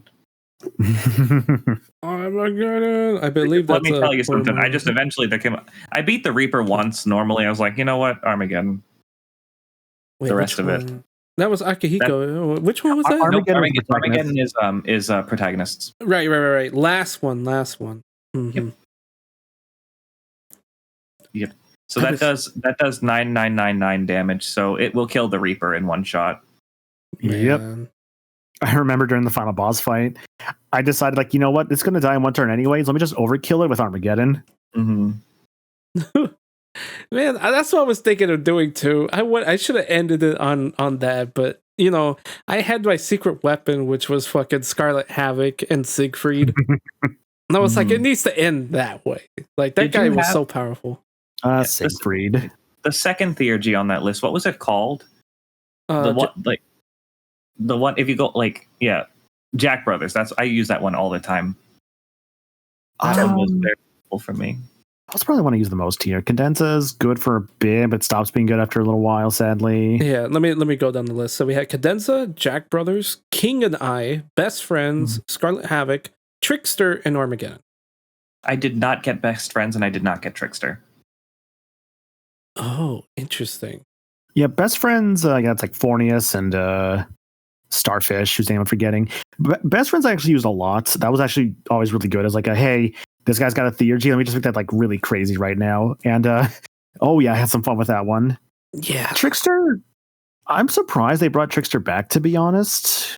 Yeah, Dekarabia, thank you. I don't know, because like I was looking over like a lot of the like fusion spells that used to be in the game. And some make sense. Like some kind of did the effects that they do now. Like there's some that are like a party-wide heal, like, aside from Cadenza, which made sense. Some were kind of like crazy. Like some were like already like in the game here again. Like Akihiko's Lightning Spike that used to be like a fusion spell. There was one that you could like make a character have like complete immunity to like any and all damage for like a turn. But then on their next turn, they would go down to like I think 1 health and 1 SP. Like there was like some crazy fusion spells this game used to have. Oh man, it makes me wonder if I collected all of them, or I'm assuming I probably missed like 1 or 2. For reload, it's just 7 for the protagonist. It's a lot less. It used to be I think there used to be like 19. What? In the original game. Yeah, they cut out a lot of the fusion spells, but again, some got repurposed to your party, so it's not that big of a deal. And some are kind of useless, to be perfectly honest. That's fair. That's fair. Tranquility. Now, see, one thing I kind of wish they had brought back was there used to be. I get why these aren't a thing anymore because like you actually have like what was basically a baton pass, but used to back when the game didn't really have that. Sometimes you could like hit somebody down. And a party member would be like, hey, man, let me help you out. and you would do like a combo attack on a random enemy and just knock them down. Of course, because you have baton passing now, there's no need for that. You could just have them do whatever you want, because you used to be able to just not really like change who was going next, or like at least change who was like there in that moment. So you kind of had to knock them down and then kind of hope that like, hey, you had to kind of hope you were going next to like knock more guys down, because otherwise they might come back up. Like Persona 3 used to be a lot harder of a game, but that's just probably just due to the fact that there was just not a lot of the modern stuff in the game yet. No, that's fair. Like, I mean, it makes sense. Like, they probably I mentioned it was definitely archaic in terms of like what the decisions that they give you back then. Yeah.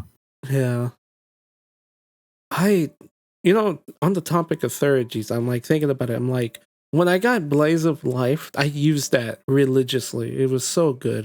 Blaze of Life is such a good one. Mm-hmm. Like, I was like, okay, that's also kind of what solidified Junpei being on the team.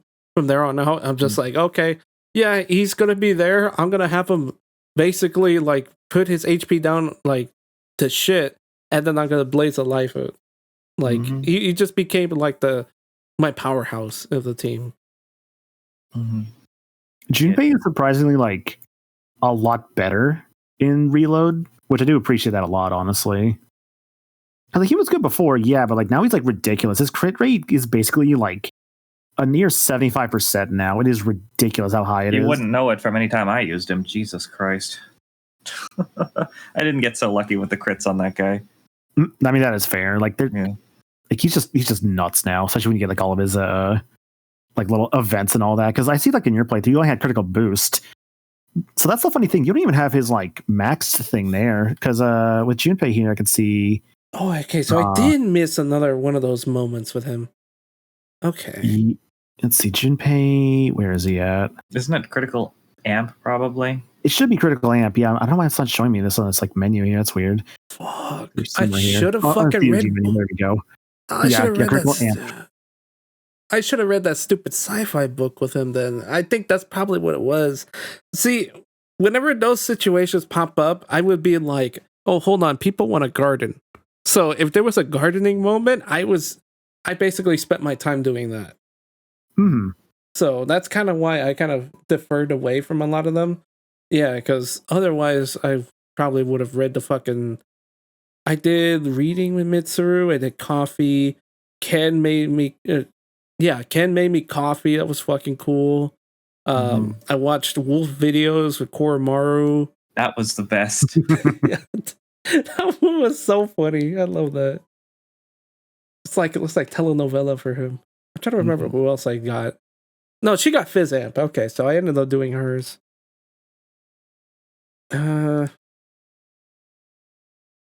Yeah, that's the ones I could think of. Yeah, every character has like 2 specific events to do at least I think 3 times minimum with them. Like there's like movies, gardening, cooking. Those are usually like the 3, and reading, of course. Yeah, reading as well. It's like there would be at least 4 things to do. Like with all the characters you had at the dorm. Yeah. I guess like taking Koromaru out for a walk did not count, so it's like I would avoid those. Yeah, but like taking Koromaru for a walk had the benefit of potential. If nobody went with you, you would raise your social link with another person. You're correct. Yes, I know. Like when I would do that, it would always like the ones that would rank you up, but it would help make up for some of the Yeah, like anytime I did that, it would always be somebody I either already maxed out or I knew was going to rank up. Like the next time I talked with them. Bad luck, huh? Yeah, pretty much. It's just like, well, unfortunate, but that's okay. You can plan around that.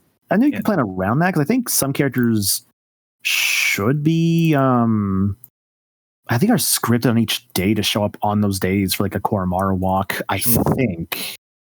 Yeah, that's what I was thinking too. Like I think it's fixed too, so it's like it's not like an RNG chance of that moment. It's somebody's locked in on that day. So if you go on a walk, I mean, you would only be able to know that if you'd played the game, or if you didn't know that. For all intents and purposes, it is luck.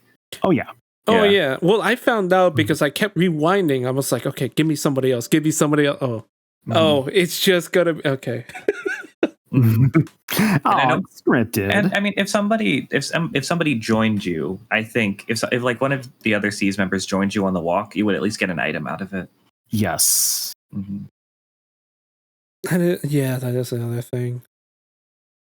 What was the other thing I was thinking of? There was some other thought that came into mind about this game. Shit. Aside from the theurgies, I mean, you know what? Was there like? I guess my favorite theurgy was the one with just you watching wolf videos with Koromaru. Did anyone have any other favorites? Because Reading with Igus was hysterical. Teaching about the Yakuza is pretty good. right, I was like, I know there was like another funny one. Yeah. She basically was reading fucking Yakuza books. There's one point where it's like, where she has to, is like, I'm gonna get yo ass. It's like, or something like that.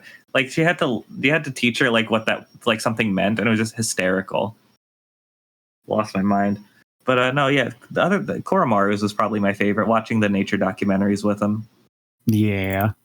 He's a good boy. If it wasn't that, it was just Ken figuring out how coffee's made. Because I was like, I'm a coffee person myself, so I was like, oh hell yeah, teach me how to make coffee, little man. Yeah, I don't like coffee, but I did enjoy that. I did enjoy tea with Mitsuru and cooking with Akihiko and Yukari. Those were fun. God, all their cooking sessions were good. I think I did almost all of theirs, like the cooking ones and the gardening ones, definitively. But yeah, basically anyone else's. Akihiko also had watching boxing videos. Right. Watching scary movies with Yukari. Watching Columbo with Ken. Yeah. I mean, it wasn't Columbo because apparently it was like a hardcore cool detective, which is definitely does not fit Columbo, but I like to think it was Columbo. Yeah, good times. I love that cast, man. They did pretty good in just giving you like moments with them. Like it really is like getting the bond with all these characters and like them being introduced. Like I want to say, what you finally get your last character like what around come September or like August. Like you basically earned like your entire cast like pretty quickly, which is pretty nice. Yeah, that is great. Yeah, because part of me always thinks about how like in Persona 5, it felt like such a slug to get all my cast. Because you get like what? You get what's her name? You get the one that looks like the French poodle very late into Haru or Haru, yes, thank you. Yeah, Haru is very late game. You get her around it's weird because like say she's late game, but she's also kind of on the same point you would get like Shinjiro and Ken, like around August, September. It's just that there's more given to Haru, or rather to Ken and Shinjiro, because they're so involved in the story. I think that's also a complaint. Well, not a complaint per se, but more so like a very big difference. She's a September character. Okay, yeah, because it's like she's either August or September, but no, because September is when the dungeon starts for her, and then that's when she kind of like joins her team. So she has to go through her whole arc there. But even then, her arc is kind of finished pretty quickly, and then she's kind of thrown to the wayside for the other stuff to happen. Yeah, it does feel like she just kind of just drops in suddenly. I'm gonna be honest with you. I didn't know who Haru was until you started talking. I have not played Persona 5. But you know who I mean by the French poodle looking one. I've seen the picture, but I didn't know the name. I think about that. I'm like, she looks like I got that French poodle with that damn hair of hers. Wonderful. Yeah. I am digressing a bit, but yeah, essentially, like I don't know what it is about that game where it feels like with this one, it feels like I got my characters a lot quicker. But I think it's because you have a full, I don't know, you have a full party by the end of chapter 1 on that one, but it feel like you have more characters early on. I guess if that makes sense. Yeah, that makes sense. Hmm. I can't really speak to it, but it makes sense. Yeah, it's probably the same pace. It just, I don't know, maybe the pacing's just a lot better, so it feels quicker. Mm-hmm. It Maybe. could just be that. I feel you kind of also have like more time spent with your party in 3. Oh, it's hard to say because like there's always the whole argument of how in the later games you're always like people say, oh, like they're not as much best friends in 3, which I don't kind of disagree with that statement because the party does feel close. It's just like it's a different kind of close, like how the later entries have your party members close in their own ways too. That could be it. Yeah, it just felt more intimate with all these characters, so waiting for them, which is kind of like, oh, this will be worth it, kind of thing. Mm-hmm. Looking at the intro reminded me.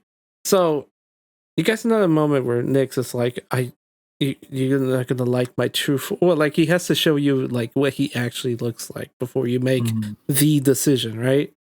And I'm like, okay, so what's he gonna turn into? And I looked at him, and then like I found out, oh, he's supposed to be that Thanatos thing that we had earlier.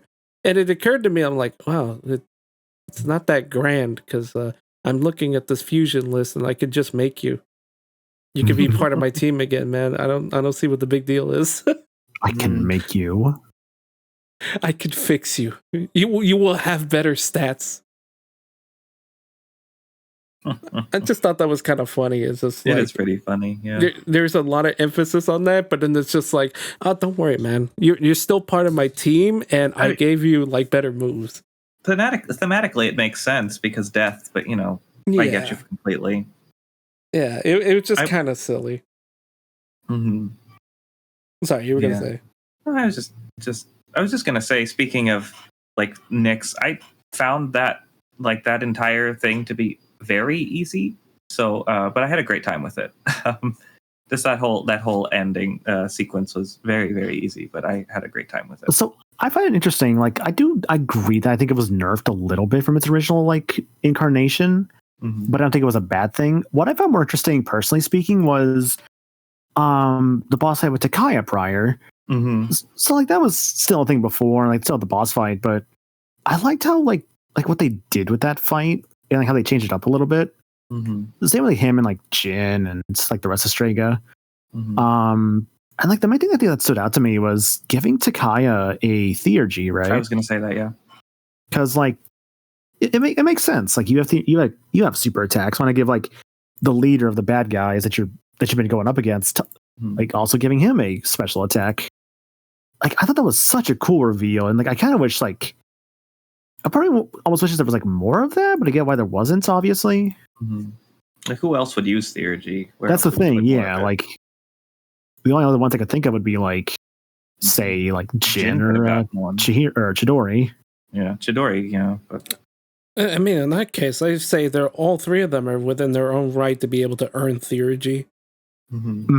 It just, it would have been. I think it kind of just they probably did that because then it would have kind of lose the appeal when it's like, oh, Jin's gonna have to activate his theurgy at some point. Okay, come on, let's go. Like, because if Chidori did that during that sequence, it would have been like, oh, it would have been cool, but like, what? That was the first out of 3 that you would have happened. It makes sense. It's more special, like to make it like for Takai, because like you don't expect it. Like you don't expect him to have one, especially because Jin didn't have one in the fight immediately preceding it. So it did catch me off guard. I mean, very cool. I still like though that a cool thing with that fight with Takai at the end is that depending on your answer to him, like with the question he asks you, it actually changes how his AI behaves. Like I think the idea is like if you piss him off, he's actually more aggressive. But if like I think if he's like more like okay with your answer, he's not as aggressive with his attacks. It's something like that. From my understanding, he starts pulling out a lot more of the instant death attacks. Like he tries to go for the kill almost instantly. If you're like, oh man, I'm thinking about hope, and he's like, what the fuck is wrong with you? You're going to perish. But if you're like, I'm looking at you, I want to fight you, then he starts getting like turned on, and he just starts actually giving like more physical attacks. That is really interesting. I did not know that. Yeah. That was one of the little things I found out like by accident. I was just like, oh shit, really? That's a thing? I'm gonna piss him off. Good stuff. Yeah. Oh man.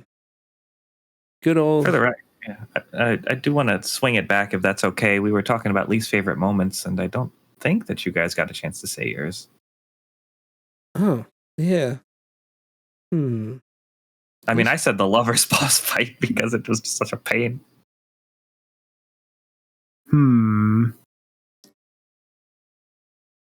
Okay, least favorite.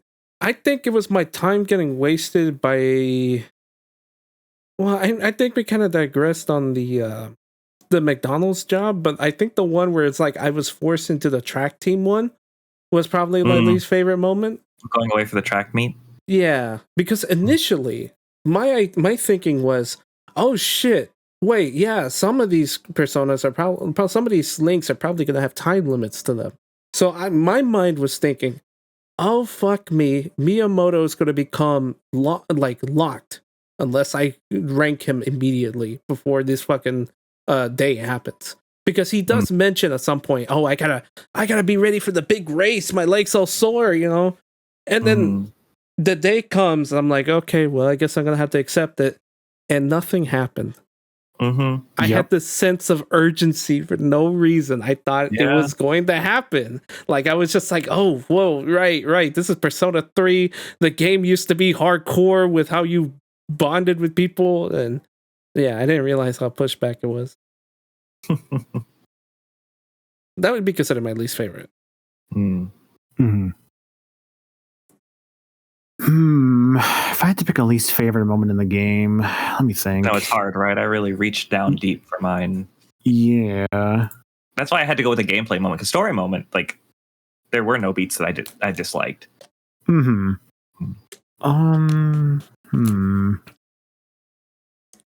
yeah, I feel that it's not really anything I like dislike from the game. I mean, I guess like maybe it's a cop out answer, but like all the time the game kind of like, I guess in a weird way, wastes your time. Yeah. Like, oh hey, you're sick now, or oh hey, it's time to go work at McDonald's, or oh hey, I don't know, just like the little bits where the game wastes your time. Basically, I guess is like what I'm trying to say. Yeah, I regret not looking at my wall calendar more in my room. Yeah, like there's hints towards it, of course, but man, the game does it a lot more than I remembered. So I guess that'd be my least favorite part. Is just when your time is wasted. Is the best way I would put it. Yeah, and you have like no control over it. I mean, I get why it's like you get why they do it, but it's like, oh yeah, because it's like life. You know, life hits you fast. Yeah, sometimes shit just happens. One day you just get sick, and it's just like, oh, okay, well, I got to deal with it. Yeah, I suppose it would have been far more unrealistic if you were just in perfect health the entire time. Yeah, like there's no way. I figured there'd at least be like a day where like, oh, my main character got depressed. He's going to be depressed for about 3 days. I'm surprised it didn't happen. We just ended up getting sick instead. Oh, yeah. Good times. I guess that's one question I want to ask. What do you all think of Makoto as your protagonist? Like, and I mean this, and you can take this however you want to mean it, but like, I'd say it's probably intentional that he feels so kind of like robot-like as well. But I kind of there's something about that aspect that made me really like him as a protagonist. Like I kind of like more of like the more snarky ones. Like the P4 animation showed me just like, oh yeah, your protagonist could just be like the stupidest and wildest one, and you can make such a fun character out of that. But I think in terms of like blandness being a character trait, I feel like Makoto hits a good like aspect of it. If that makes sense. I really like Makoto as a protagonist for really all of the reasons that you listed. I even really can't verbalize why. I just found him like, he was a good silent protagonist. But I mean, yeah, I don't know. There's something really adorable about like I feel so much smarter after working hard at problems after not giving up. I was like, good for you, buddy. It's like I don't know. I really liked him. What I appreciate about Minato, nah. Sorry, I'm an old head in that regard. It's Minato excuse me. His name is Kaito Shin Megami, according to my fucking game. Thank you very much. No, actually, it's Weed Man. We can just Man Weed. Sorry. Oh yeah, Man Weed, the classic. But yeah, for the protagonist, I like how you could tell he's like really fucking apathetic at first, like, which is of course fitting for the game because of like the apathy syndrome. But it's kind of like a sort of commentary on like, hey, you could go like sink yourself into apathy, or you could like learn to love and appreciate the life around you. And you can kind of, I think, really see that with the protagonist as like he grows. His really relationships to live for at the start of the game, to be honest. Yeah, with you. like he's like very depressed. You could feel he's almost like standoffish. Doesn't care about anything. But then like you can like there's like little hints throughout the game. Like it's like you check your mirror, and he talks about how like, oh, I look great, or like whatever. Versus at the start he's like, it's just a mirror, whatever. I think that is that linked to your charm. I don't know if it's 100% linked to your charm, but I've heard some people say yes and no to that, so it's hard to say for sure. It could be a charm thing with like how he sees himself in the mirror, but I've heard some say it's also like linked to like how he himself sees himself. But you could, I guess, in a way, think of it as like also his charm, but also in a way think of it as he just thinks better of himself too, and like his friendships that he gains help him become more, I guess, happy. I see what you mean with that. It's now making me really think about the choices that we ended up having throughout the game. Like, were they really that apathetic in the beginning? Some of them could be. Yeah. Because now I'm like, well, I guess he really does have more, like, hearty sort of answers as you progress through, like, the story. It's subtle, though. I don't think it's something I would have picked up on for it.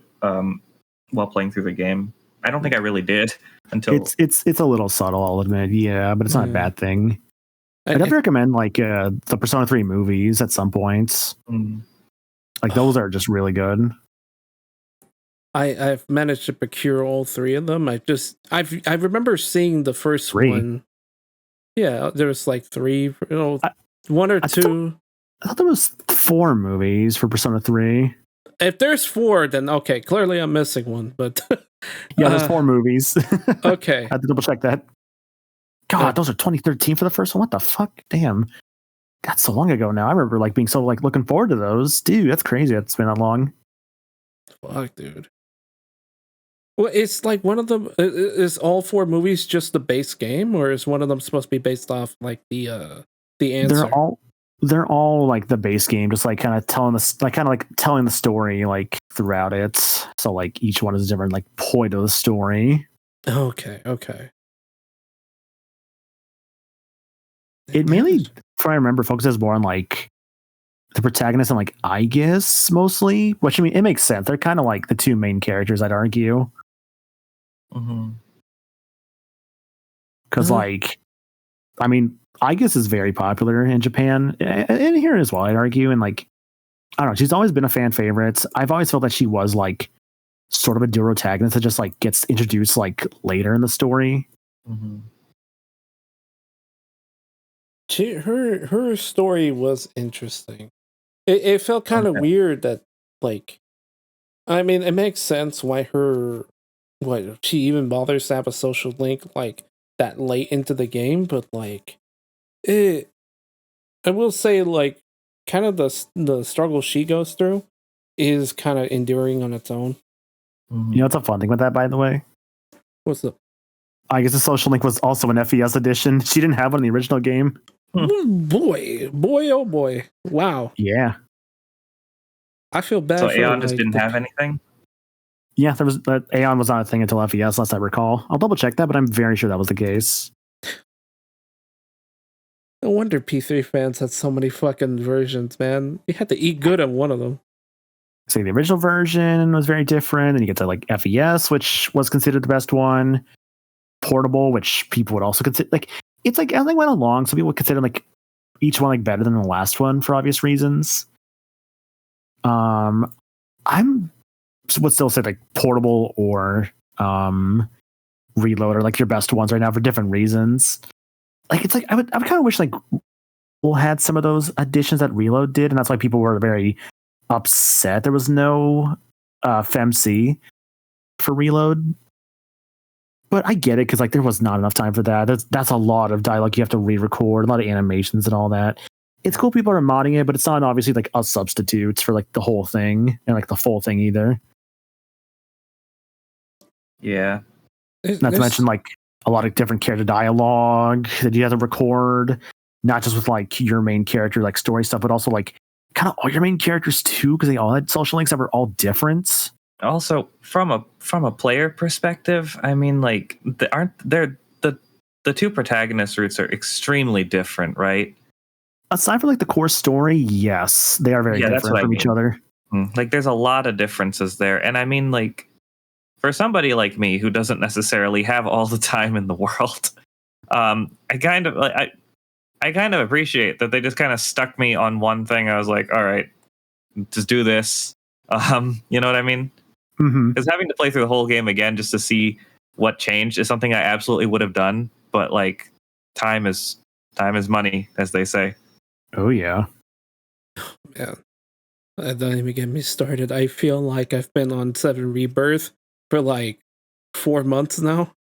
I'm like, fuck, man, I just want the game to be done.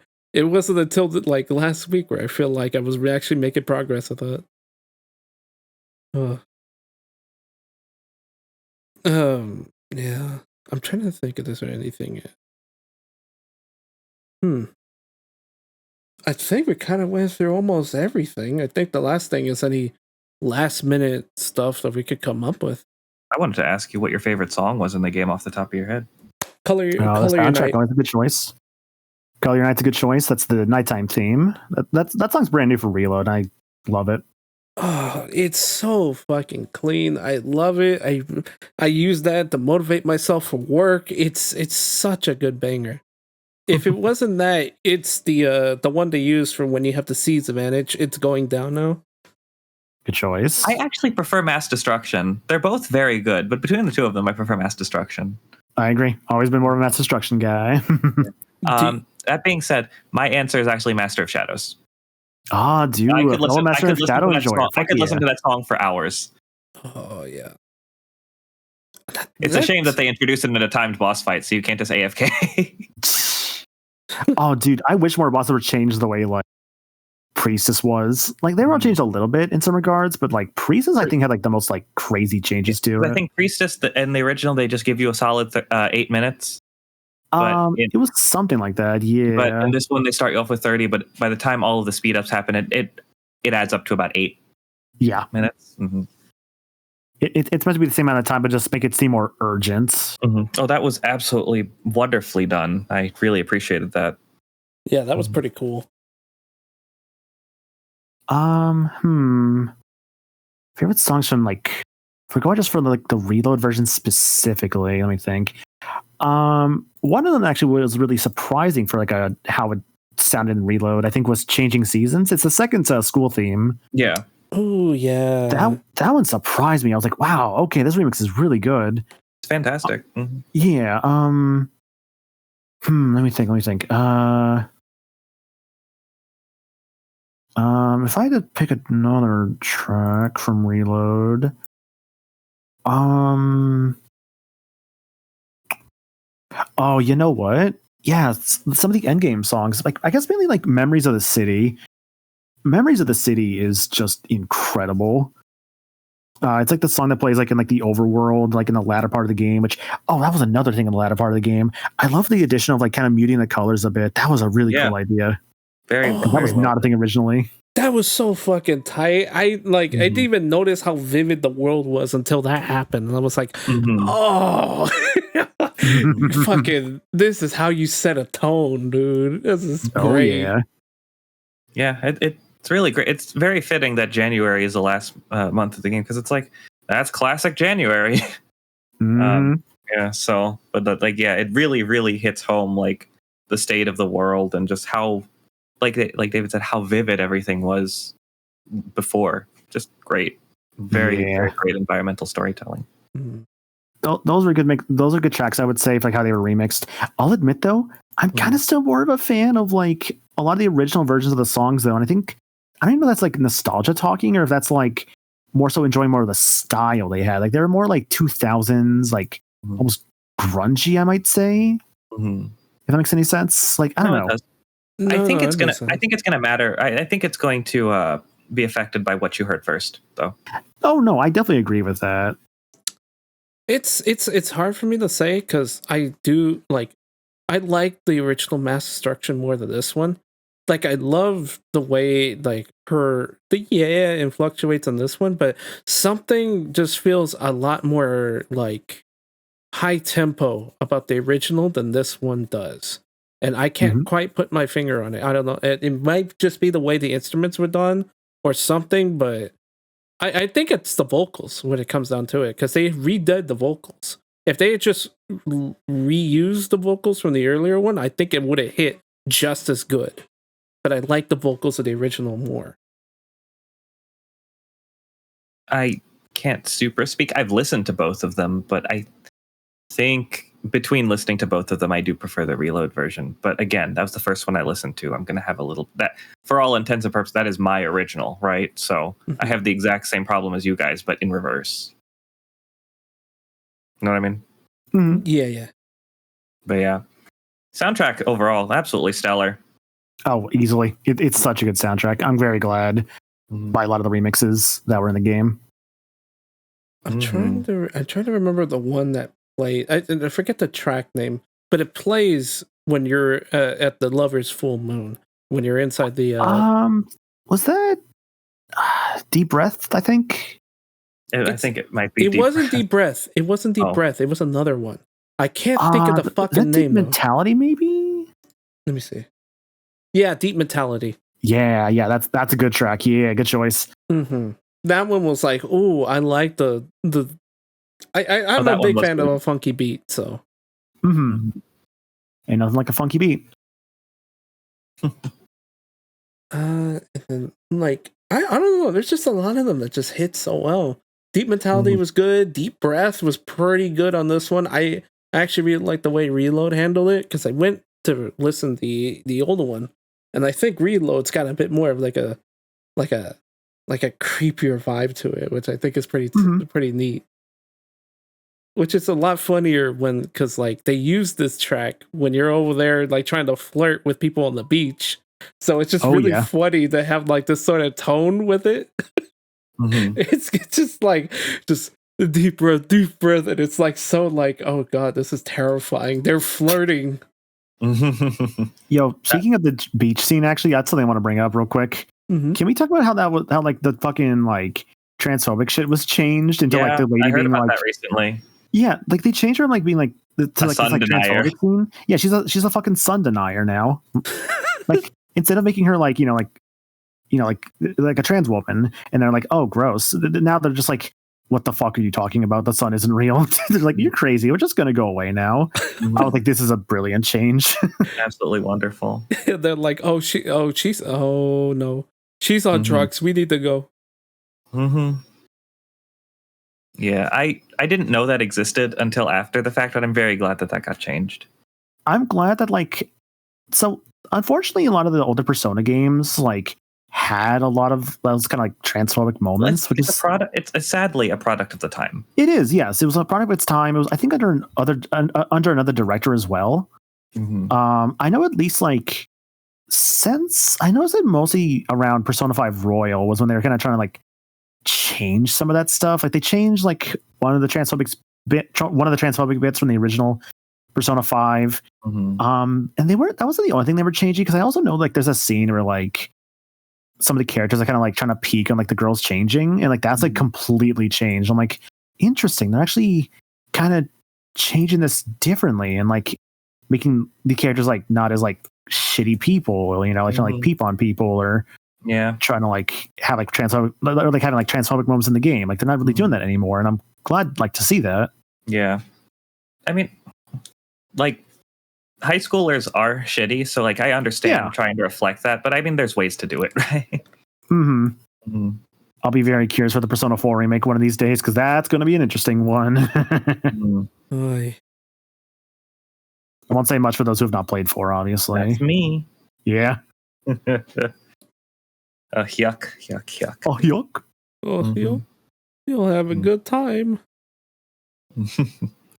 I should get. I have 3, 4, and 5 in my library, so I can recommend it. So it's funny with 4. So I guess like another experience there. I 100% of the original 4 on PS2, but I never actually played Golden. I don't know why, but I just never played it. Well, no, it's not true. I played a little bit of it, but never finished it. But I'd like to do that at some point. I've considered like maybe streaming it or something, but I don't know. That's one of those like we'll see in that one.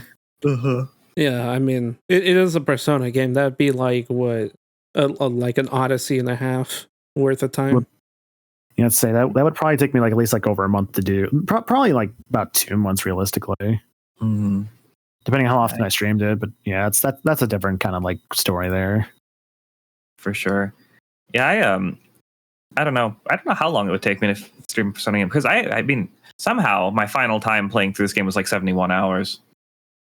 You would go through it faster. Like I'm very much someone who would take my time with this kind of stuff, but I think I would also like where I'm playing on my own time, or like for like a stream setting, I would have like moments of like, oh, hey, like I'm gonna stop here, but I'm gonna have like some grinding off stream, and then like I'm gonna come back for like stream purposes. I would probably do something like that, right? I mean, I really didn't have to grind. I think I maybe had like 2 hours of grinding in the whole game, just Reaper grinding at the end of the game. I mean, that's even like if I even needed to grind, because like I don't know. I think if I need to grind, like I don't know. It's a tough thing there, because my final time I know was like, I think close to. Let me see if I can find my time here. Yeah, like my clear date, I had 153 hours. So like when I first beat it, which is basically double your time. Yeah. My clear data says 7152. Yes. I had 116. I don't know what it's about Twy, but he just like sped through this one. I was reading everything. I was talking to everybody. I mean, I believe you. Yeah, like I think I if the lines aren't voiced, I'm a very, very fast reader. So maybe that had something to do with it. I mean, they can take up a lot of time. Like honestly, reading through stuff does take like not having to read through it. Oh yeah, you could burn so much time off with that. So it could be that. I just like to think maybe you were just locked in. You knew where to go. You were just sitting there, like going to stats. Like, I wonder if I should like invest in luck for this guy. Because that's something it must have been. Because I know I was a lot of times I was just like thinking like, okay, what am I going to do today? Do I have this planned out? It's like, let me think of like what to do with this. There would even be sometimes where I would just like leave the game on and like. You're like run to the bathroom or something real quick. Like that, of course, adds up in the end.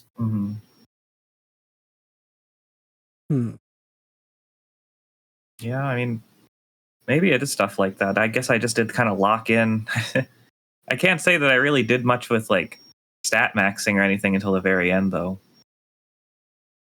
I know you were, from what I saw, you weren't too like planning on the social links. You just kind of like did them like. Kind of played it by ear, because I remember I had some. I planned in my head a little bit, but I wasn't like crazy planning. You know what I mean? I was just kind of like, oh, okay. Let's try and get this planned out a little bit. If something comes up, then something comes up, or I have to adjust my plans. But I would just like kind of play it by ear, like not totally, but you know, there was some planning, but I didn't have everything like planned to the letter. Right. And I mean, I only didn't finish 2 social links, so which was cool. I almost finished, I guess, sadly, but I didn't have enough time. A shame, but it's okay. Yeah, next time. Yeah, exactly. To the next playthrough. I think the only one, aside from that social episode, the only one I didn't finish was Fortune. I think I reached Fortune. That was it. I don't know what it is, but apparently a lot of people just did not finish Fortune, because that's also the one I did not finish. Oh, that and Magician. People are surprised I actually didn't finish Magician. I'm like, yeah, I don't know, I just didn't finish Magician. Why did did I put that as my worst? Because that would be like the one. Because I like thinking about it, I'm like, I probably didn't do it because I felt so disinterested in it. Oh yeah. Well, okay then. Yeah, Fortune would actually be the worst one. Yeah, I guess I didn't really dig into it when I was talking about Fortune because I really liked Fortune because I found it very interesting to go into like passions versus expectations kind of thing. Like what's expected of you versus what you are passionate about. And eventually he realizes, he's passionate about the thing that he's expected to be anyway. So it works out. But yeah, that's a really tough internal dilemma to have.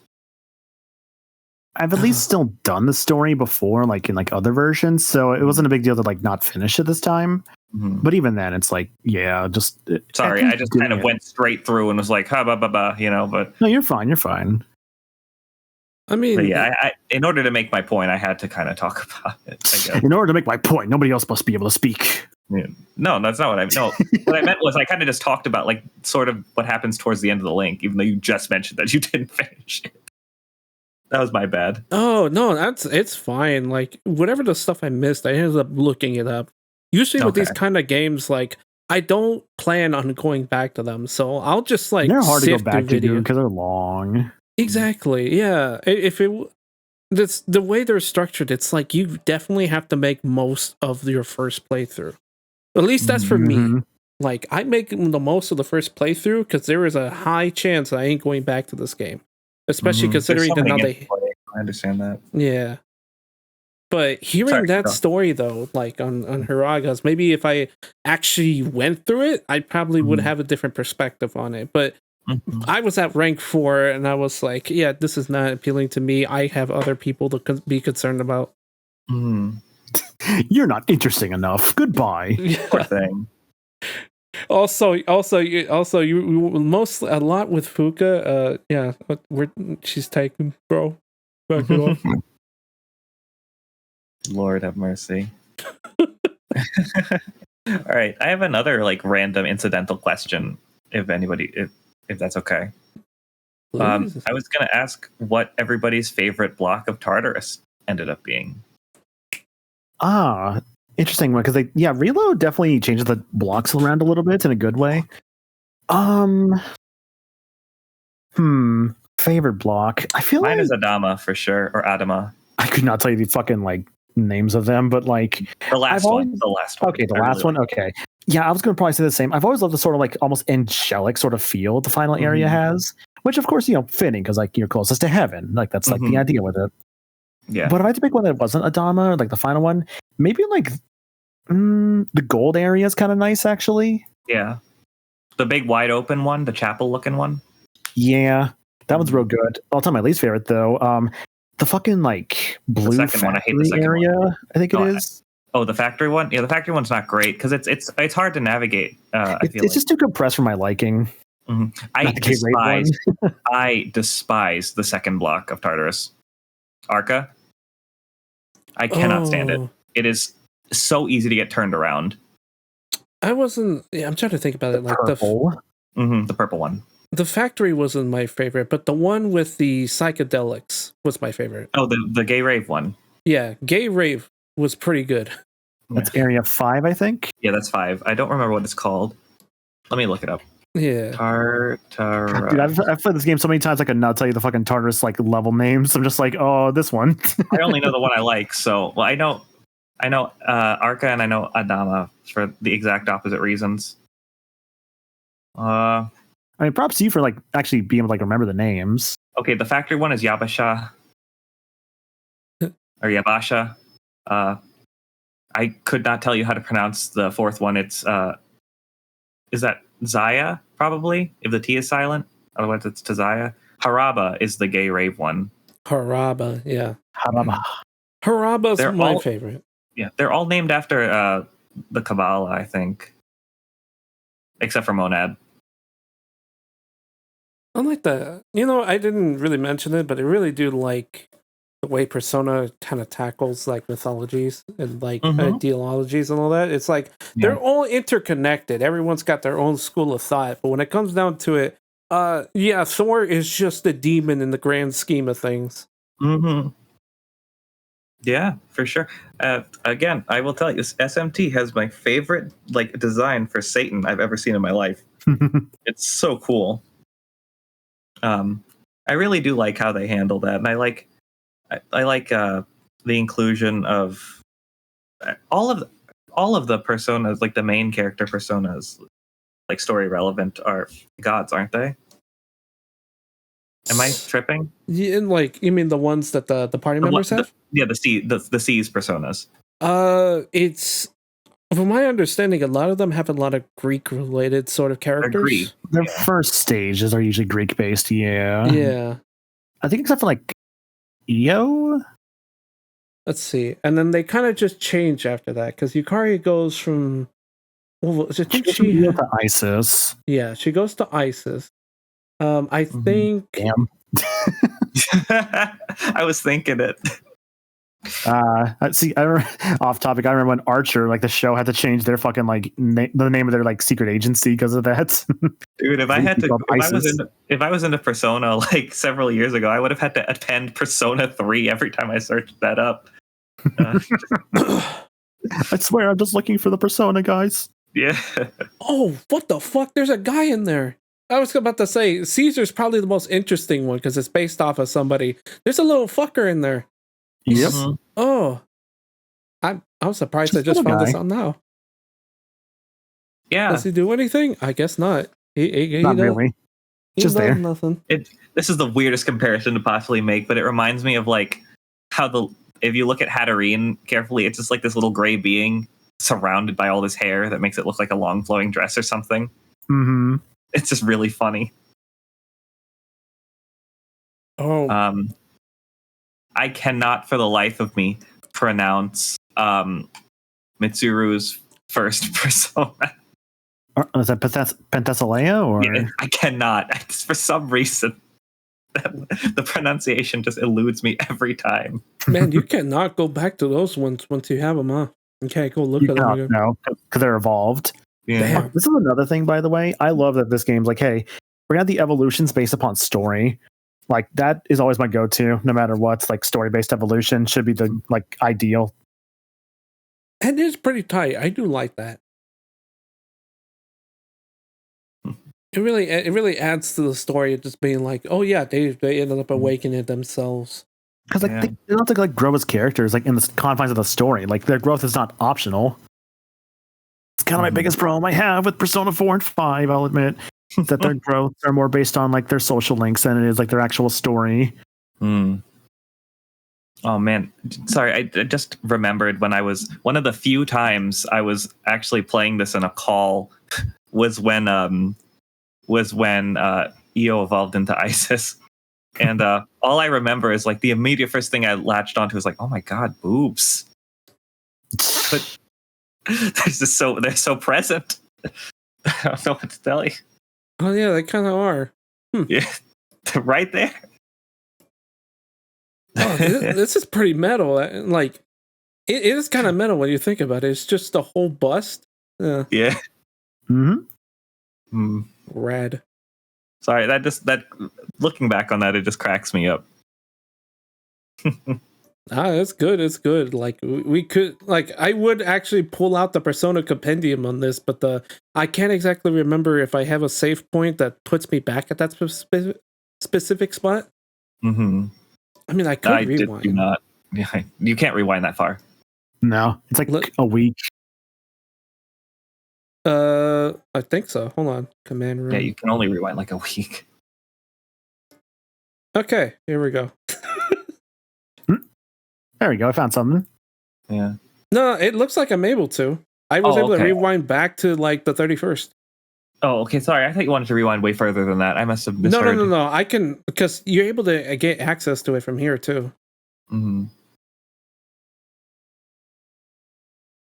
Ready's all ever be good in there. Yeah, well, I get that set up. Oh, you know what? Here was something I was thinking about because I looked at Mitsuru. Okay, so we're all under the understanding that Mitsuru is a very closeted woman who has never experienced a burger in her life from a fast food joint. Oh my god, I thought you meant closeted and she's like a lesbian. I was like, huh? Oh. I mean, That does It's make like, sense. I mean, I've seen plenty of shipping with her and Yukari. Let's be real. I here. mean, to be fair, you know, Franziska's a lesbian, so like, what's another romance option that's a lesbian? Anyway, the question I was going to ask is, Yes. if you had to help her experience the wonderful might of a burger that comes from a restaurant that is not fine dining, where are you taking her? Oh, I don't know. Not Burger King, that's for sure. Definitely not. Why is Burger? Yeah, okay, fair. I'll take you. I have like a local burger spot around here I really like. I would take, but if I had to go for like more of a chain, just take it to a Whataburger. Fuck it. Hell yeah. Okay. You know what? Fair base. Yeah, I don't know. I don't know where to get a good fast food burger, to be honest with you. Probably not. I don't know. I wouldn't want her first burger experience to be the square Wendy's patty. Like, why is your burger square, fam? But see, I don't order burgers a lot, so I don't know the answer. I feel that I'm more of a chicken sandwich person from like different fast food places. Hmm. Can't remember the last time I ordered a burger. See, I'm basic as fuck. I would take her to a Jack in the Box and be like, "This is a jumbo jack." Yeah, you just listed two places that aren't here, so that makes it more complicated. I guess maybe Five Guys. She's rich. She can afford it.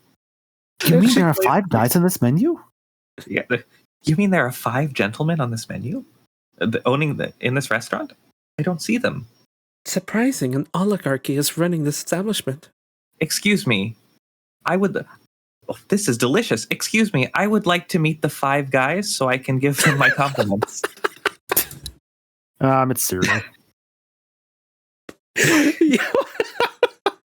Damn! I wish you took on the 5 guys now. It would have been so great. No, but like, first of all, this is a life tip. If anybody buys you 5 guys, they're probably the one. That shit's expensive. But like, I don't know. Like, it would be really funny to take her to 5 guys just for that experience. I don't know what other burger places are around that I really like.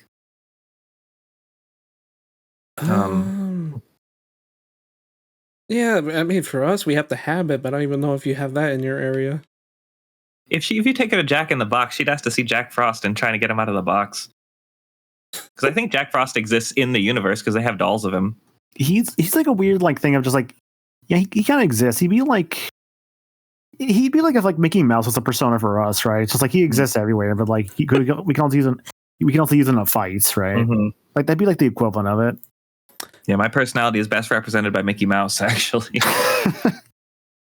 No, you're right though. That is kind of the best way to describe him. That's kind of like how like Final Fantasy has the chocobos and the Moogles, and personally the Tonberries. It's just like that's the go-to. I could imagine if you took her to Burger King, it'd be like, this is the best that the king of burgers has to offer? I'm outraged. I don't know. He should I have to be careful throne. because if I try to think like Mitsuru and like do dialogue in like the style of Mitsuru, I have to be careful it doesn't turn into Starfire. Yeah, they're kind of both like, I don't want to say shelter, but they kind of have a similar vibe. You do not want the nuts of dough? The nuts of dough. Goodness. Mm-hmm. That's an actual line from Teen Titans. Oh, right. Oh, yeah. Fuck. I'm sorry. Teen Titans was one of those shows like I know about. I just never really watched. Fair enough. That's fair. Mm-hmm. Now I'm really in this burger dilemma because like fast food burger chains are just around a lot. Yeah, it's like I don't know. I take it to like Dave's Hot Chicken just to see what happens. There you go. Yeah, maybe I should have put it down the burger. Like, I mean, I guess you could take her to a Wingstop, it would count. You take her to like a pizza joint, it would count. I imagine she never had pizza. Oh, probably not. No.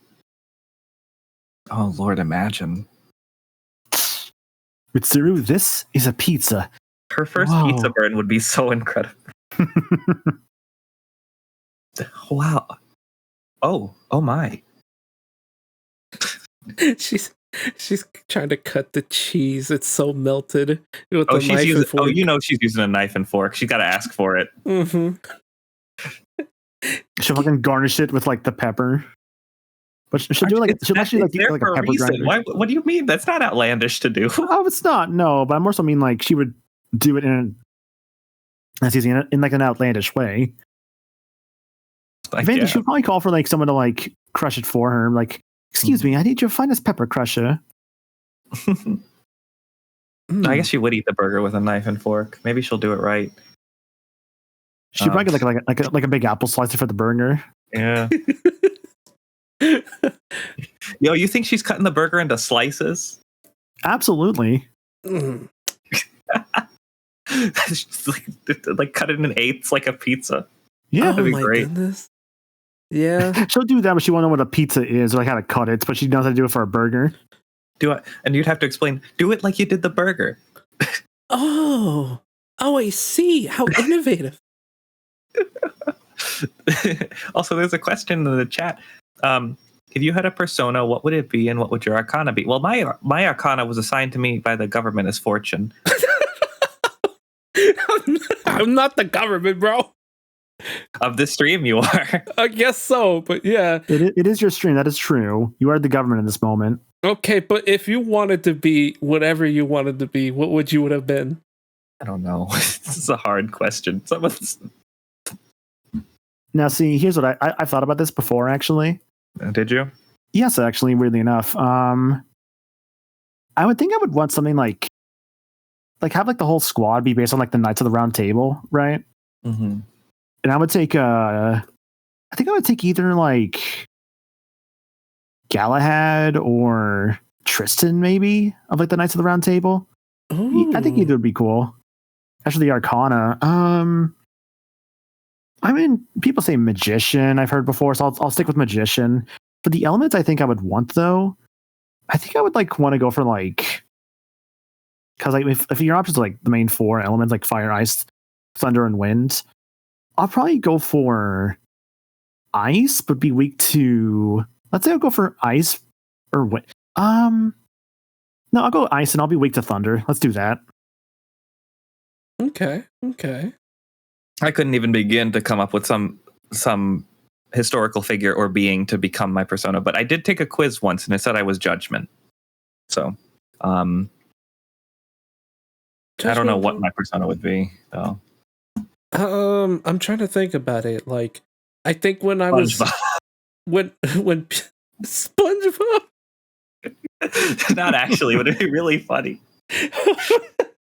See, he's weak to wind, but he's. Imagine you put the evoker up to your head, SpongeBob. Oh my god! Oh, that'd be so nuts. That'd be wild. I was thinking about it, right? I think I had my own ideas. Like I had like the head canon back when I finished B5, and I was like, I probably would take I would probably take Pancho Villa as like this makeshift persona, since apparently you can do that in that game. Just have real life people based off of it. I think Pancho Villa would have been a really cool concept.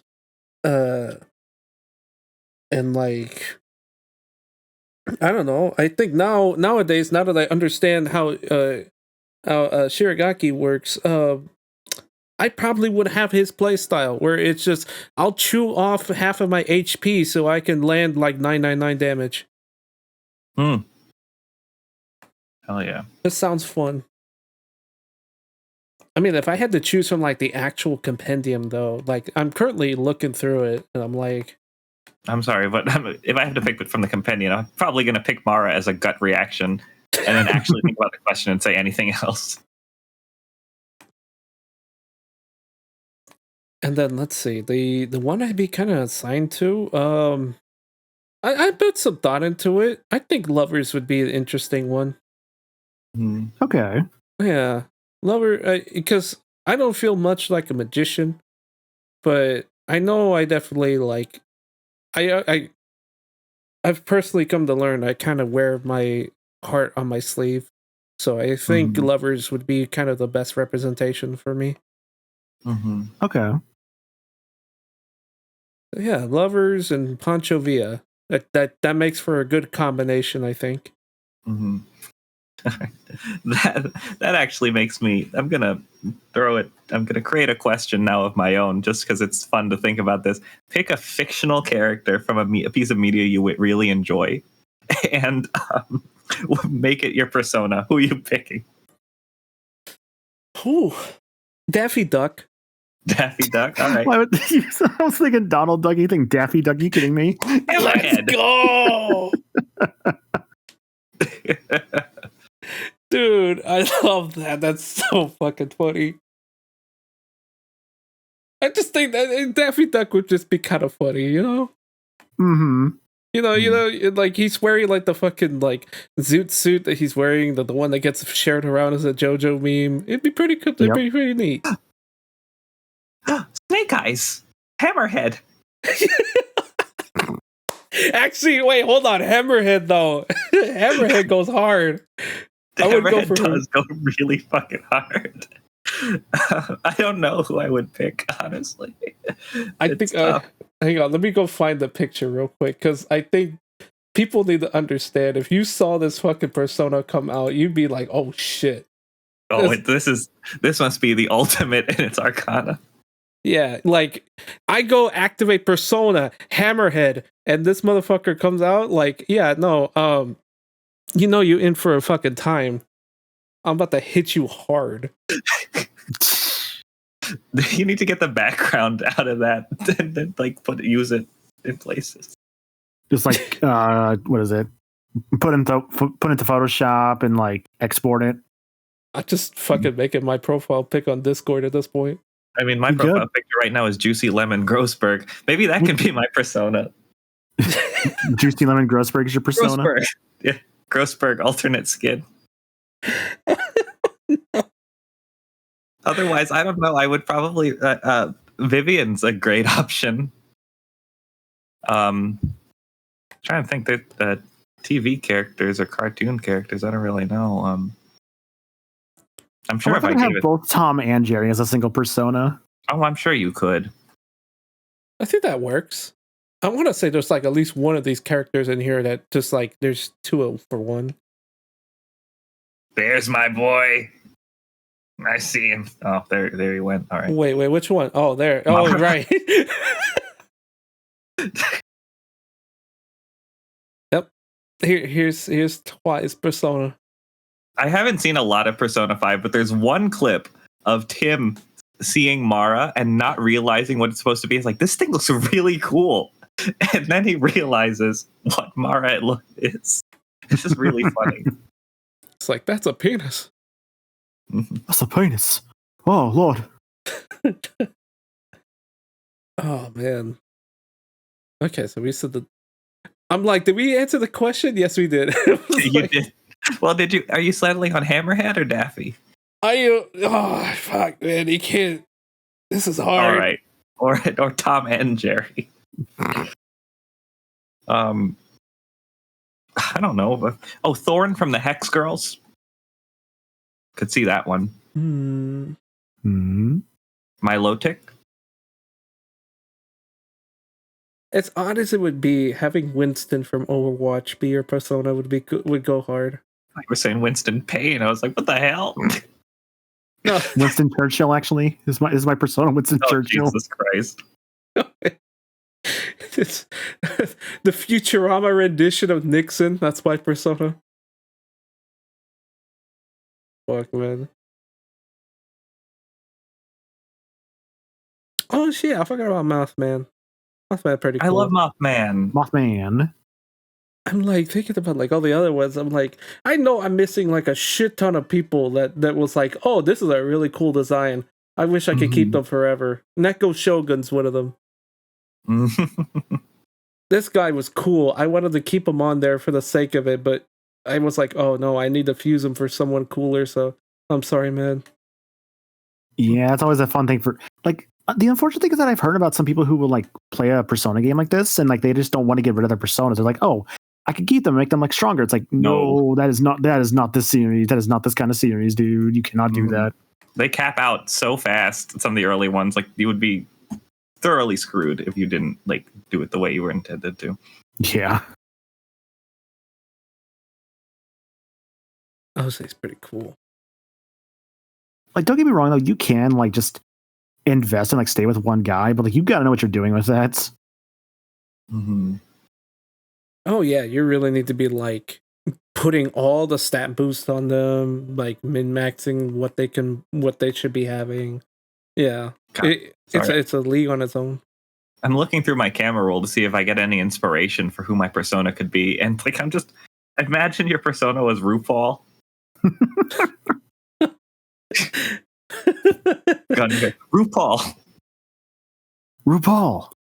RuPaul.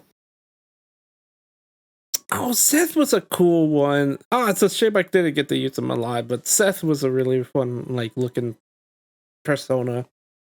Just imagine the idea of like having a persona. It's like just like a extremely overpowered, busted character. Like, I summon Sephiroth. I summon peeled combustion. I summon Pot of Greed. Allows me to draw 2 cards from my deck and add them to my hand. I summon fucking Naughty from Donkey Kong Country. I summon Aubrey Plaza. Oh shit! I wish I could do that too. Yeah. Oh yeah, my persona's Anya Taylor-Joy. Queen's Gambit skin. Oh, there you go. There you go. She's got like the whole dress set up and everything. Yeah. Oh no, my persona's Benoit Blanc. Benoit Blanc. Oh, and he's got a move called "What's the Cheese?" and it stuns everybody. Yeah, what's the cheese? Oh Lord. Oh, there's Wormy. There's the fucking Sneeder, gay Sneeder. Yeah. This Zoro conception was pretty cool. This is supposed to be for P5, everybody, but really tight. Yeah, I think that went through the entire compendium that I ended up unlocking. I almost had everyone. Yeah, I missed a few. I'm trying to think if there's any other. I remember. Damn, there was one more question I wanted to throw down, like this random ass question, but I forgot about it. Oh no. Yeah. Persona Steve Harvey is the host of Family Feud. Specifically Family Feud. It can't be anything else. Every time you summon him, he's like, kill. Oh man. He has a theory that thought about killing myself. It's a fucking move that like puts your HP to 1, but like heals. Yeah, it's Armageddon. It's Armageddon.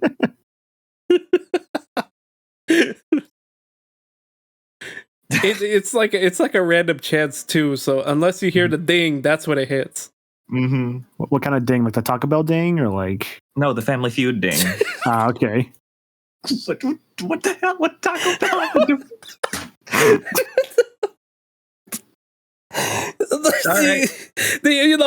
The Family Feud ding, man. Ding. First of all, Taco Bell's for like a bong. Yeah, no, I want the fucking microwave noise. Beep, beep, beep. Oh, Lord. I was going to say something and I got shocked out of it. I'm going to have everyone stare at Elizabeth for the time being. Yeah. Elizabeth. God, doing her events was so funny. She's hysterical. She's very good. Like, holy shit. I have to know. Did we all stay loyal, or did we take up Elizabeth on her offer? I know, I banged her. Why? What was the question? Did we stay loyal? Like, if we had like a partner at that point in the game with Elizabeth's last event, or did we like go for Elizabeth when she asked like to basically like sleep with you? Oh, I didn't. I don't remember that. I don't remember. It's her last event. She's like, I want to like be even closer to you. Yeah, and then she like was like, actually, no, never mind. We shouldn't do this. Oh, so I guess like you rejected her then. Is what it sounds like. I guess I didn't really have much to say on the. I don't remember having a dialogue option on the topic. You should have had an really? option. Maybe I had a partner. No, because if you have a partner, you could still like take her up on her offer. I do not remember. I think I must have rejected her. Yeah. It sounds like it. Mm-hmm. I matched on accident, so I ended up taking up her offer. I'm like, oh fuck, I'm sorry, Fuka. I'm so bad. This one I really had to take. Well, not match, but double clicked, but yeah. I this one was unapologetic. I was like, well, this is just some weird deity that I don't think is real because she's in my mind. This is essentially just masturbating. Mm. I think she is real though, because like other people can see her. Yeah, she can order takoyaki. Oh, she could have, right? Yeah.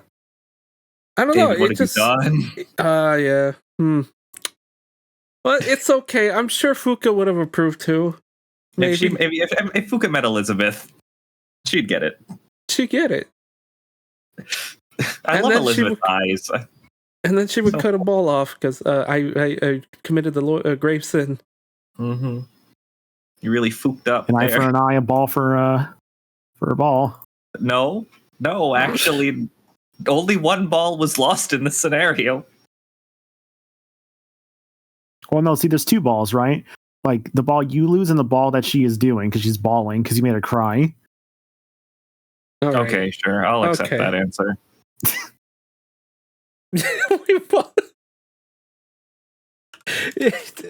Yeah, you know what? I respect the pun. Shut up. Mm-hmm. Oh, boy. I had another really extremely funny fake persona idea, but for the life of me, I cannot remember who it was. All right, well, it wasn't that important, probably. Oh man, the crossover nobody wanted. Monokuma as your persona. Ugh. Gross. Yeah. He doesn't even help you. He just damages you. Yeah. Ninian persona, that would be pretty dope. Oh, yeah, did everyone put down that SpongeBob? Unfortunately, Mara. Why is you? Why? Hold on. Third G for Twi is hemorrhoid. Oh, because gross. Because yeah, just instant hemorrhoids to your opponent. Oh my god. That sucks. Yeah. I mean, does that count as poison damage then, or? I don't know. That would be poison. Sorry. Poison. Oh, I had to do it. I had to do it. No, you're right. You should have. Poison. Oh, you know who my persona is? King Julian. Without a doubt in my mind. Yeah. See, now I'm just imagining Borat as a persona and how that would work. Oh, that would be fantastic too. Now we're getting into the real questions. What is the viability of Borat, the persona? Mm-hmm. He's got a high physical stat, high luck. Yeah. He's weak to married women, though. Mm-hmm. Okay, just reminds me of his wife. So low endurance, got it. Yeah, but for the record, I said Mara, but I don't think my choice is actually Mara. I just don't know who it would be. Oh. I mean, if you like, I can go back into the compendium and then you just. It's all right. I can do that on my own while we're talking. All right. Have the game open anyway, so. Yeah. Oh yeah, I guess. What does Pee Wee Herman do as a persona? It tells you about crack, I think, for one thing. Yes, he would tell you about crack. I would also say he's got wind attack and light attacks. Oh man, Loki would be a pretty fun persona. Marvel Loki, right? Because there's already a Loki in the series. Loki. Yeah, Persona Loki, sorry. I was looking through like the personas that I have trying to answer the actual question. Oh, okay. Yeah. Oh, yeah. That's a good question. You guys like the Loki, the design of this Loki, or did you like P5's Loki? I don't know P5 Loki, so. Oh, I like both for different reasons. okay.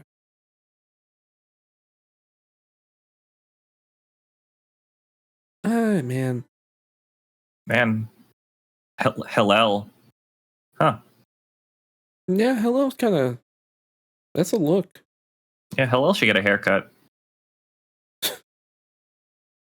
I forget the other one. Virtue, like it's like a crystal man. Like I thought that dude was pretty sick. Mm-hmm. Oh man, Chi Yu, not the Chi Yu like from Pokemon that I love, but close enough. Oh man, Norn. I use Norn a lot. Norn would be a fun persona to have. Was that one of the Greek guys, or one of the? It's the clock. Oh, the clock. Oh, that clock is kind of cool, actually. Yeah, Well, I agree the with clock that. with the person statue and the wings. Yeah. Yeah, that is a really cool one. Mm-hmm. The only Judgment Archon I have right now in my party is Messiah. So. Oh, I guess I have Satan too. But. I see my final team here looks to be Lucifer, Saturnus, Metatron, Chiyu, Asura, Shiva, Alilot, Masakato, and Thanatos. I had Norn, Lucifer, Asura, Chiyu, Messiah. Okay, for some reason, Hecaton Cherries is in here. I think I was using that for something. Sandalphon, Loki, Hellel, Mara, Mother Harlot, and Satan. Okay. For me, it was Lucifer, Sandalphon, Skathok, Masakato, Siegfried, base, Hello, and then Wormy. Oh, nice.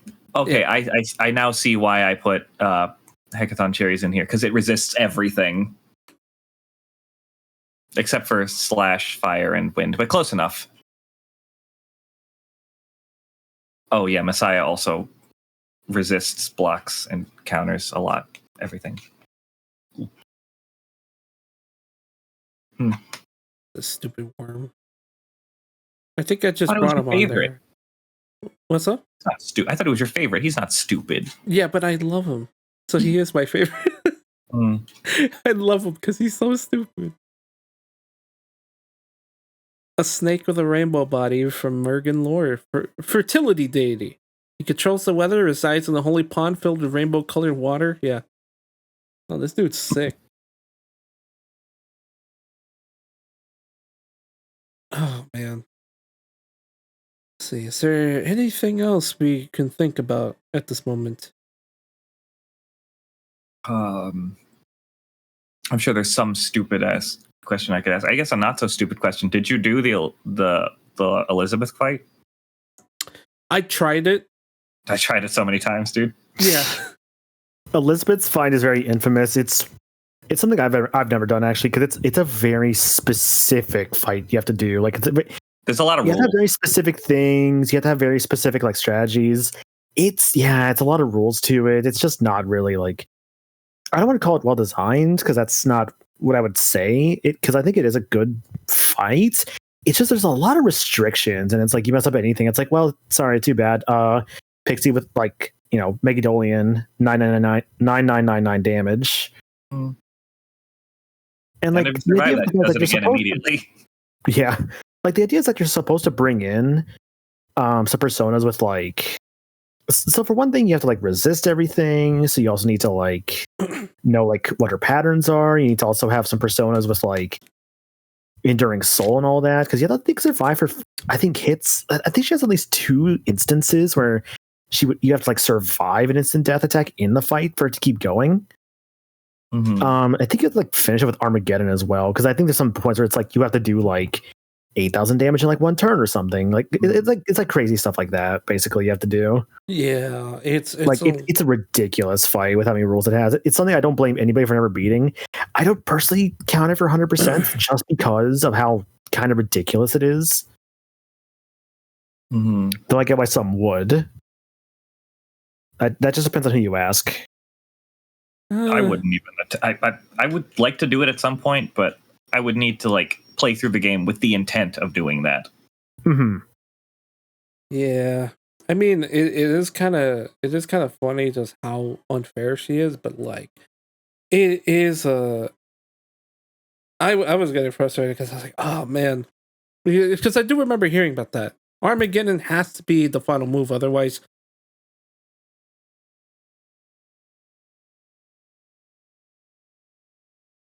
Yeah, Should come back. the stream's trying to reconnect itself. Doesn't seem like it's gone down yet, so we're good there. You've bridged the VOD successfully. Yeah. Yeah, hooray. Hell yeah. At Don't have to, 3 hours. You don't have to cut things around. Hooray. Well, I was hoping it'll all be one nice thread. Because if we kind of hit the extent, then we just go right to the that last bit. Because we have been going for 3 hours. Yeah. We have, yeah. Yeah. So I think let's just go down to final overall thoughts, and then if you guys are the kind to rate your games, feel free to rate them. I guess I will go first. I guess we'll just go in the sequential order. This is by far probably one of my favorite Persona games. Like, I've only played 5, Vanilla 5, and I hear Royal does so much good for it that it's worth playing, worth the second playthrough. But as it stands right now, I think I like Persona 3 in terms of its story, in terms of the gameplay. I think it's a lot more simplified now. And it's just, I had a lot more fun with this. I like the message that it carries as well. I think I resonate with that a lot more than the fight the government, try to work hard to make the changes that you want. I kind of like the idea of, it's about life and death. That themes hit a lot harder for me. And basically, like, a lot of these characters, just I think about their struggles. It's just an overall good game, and I see why the hype ended up coming to be. I'd say it's not a 5, but it's definitely a 4 out of 5. Oh shit. Oh. I don't know what happened there. Oh. Is it my turn next? Yes, go ahead. We better get through this before the game just self-destructs. Discord is imploding. All right. Cool. I guess I'll say then. So yeah, Persona 3 Reload. I've played a lot of the Personas and SMTs. And I love this whole series. I definitely would say Reload is like very high up there for me. Like, I mean, it's my favorite Persona for sure. It might be my favorite, like, in, I guess, like SMT as well. And I guess, like, if we're like going like rating, like, I guess like something like a 9.5 out of 10. I don't know. Ratings are always a little weird for me because it's like, I don't know, just a little weird sometimes. But no, I like the game a lot. I like, as I mentioned, like a lot of the themes of life and death.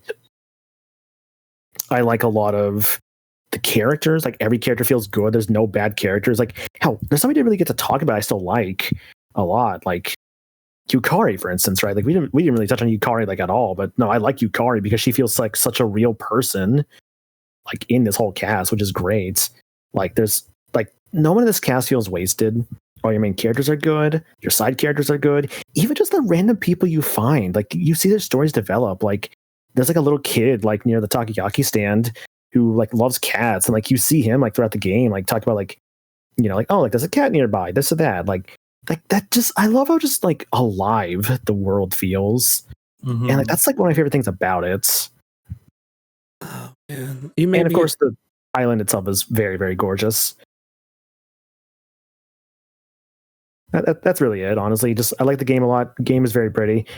Definitely my favorites Persona, for sure.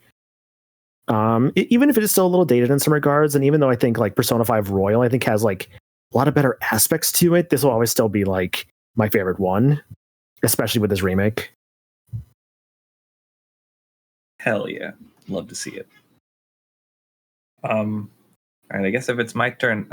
Well, as we all know, I am a Shin Megami Tensei aficionado. I've played it all. But no, in all seriousness, this is the only Persona game I've ever played, and I had an absolute blast with it. It was just, I can't remember the last time a game had such an iron grip on me while I was playing it. Like, I was just like constantly, dude, I gotta play more Persona. I gotta see what happens next. I gotta keep doing my social links. Like it was very much just, I don't know. I haven't felt that way in a pretty long time when it comes to a game. So it was just absolutely that. The music was beautiful. I had the gameplay I thought was really solid. It's absolutely a gorgeous game. I don't even, like, I could gush about it till Kingdom Come, and I guess that is the point of this. But it really is just, I really, really appreciated the themes of this game and just how much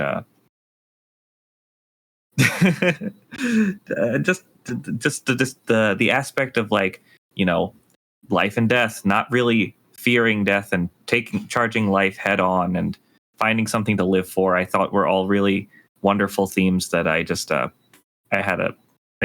really appreciated getting to think about it and experience something that I've heard people talk about for a long time, but never got to actually experience myself until recently.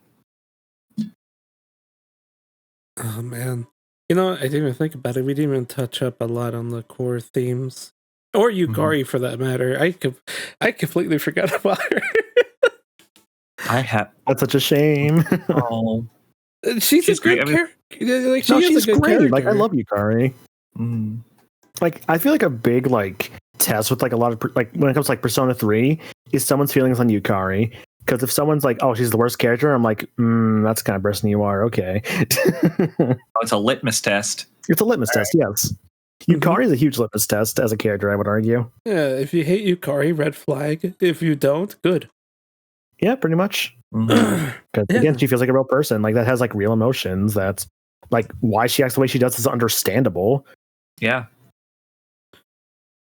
Honestly, a lot of her plight is pretty integral too. If usually I'm the kind of person that kind of goes for the canonical relationship, and part of me feels like if it wasn't for the introduction of Aigis, I think Yukari would have just been your canonical relationship. Because she just sort of it's just a lot about her that's it is understandably so why she is the way she is, and learning and just kind of what makes her tick and everything is just sort of it does make for really good character development. Oh yeah, she's absolutely fantastic. When I was doing her social links, I was like, could romance. It was really down to the wire. I made a backup save and everything for that, just in case. So it's because but no, I really do appreciate Yukari. I think she's a great character, and I can definitely see the litmus test aspect of her.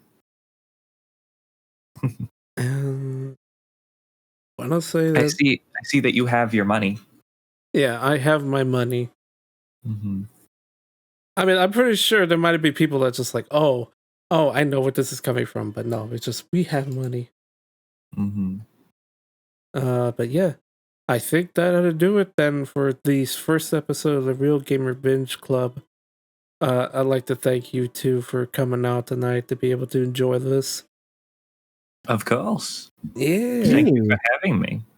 I'm just glad that y'all were on board with this. This has been an idea in the works, and honestly, I didn't feel really bold to want to do something of a podcast style. So I'm glad y'all were down for it. We would have had Rosie on, but something had came up, so I'll probably the next time maybe there'll be something we'll have her on. But yeah, I think this is good. I'm hoping that this.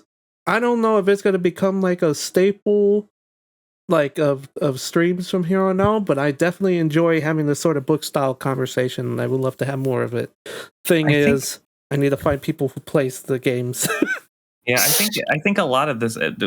Obviously, I'm making assumptions here, but I think the frequency could be dependent on like the next time a game enters like the local zeitgeist, so to speak. Like everybody was playing this, various experiences on that. So you could bring it back for another game, but it would might you be. could also sorry, Rob. It's like you could also like spin this in a way of like, let's say you go for. I guess an example I thought of is like, let's say a game from like a year back or so. Like, let's say for instance you did like, I don't know, Pokemon Scarlet and Violet retrospective, right? Like something like that. Mm-hmm. Oh, that would actually be a fun idea. Yeah, just trying to go back to it. Yeah, like that, like Legends Arceus. Like you could do it for like, let's say Legends Arceus, like before like Pokemon Z comes out. Like it's just like ideas basically thrown out there.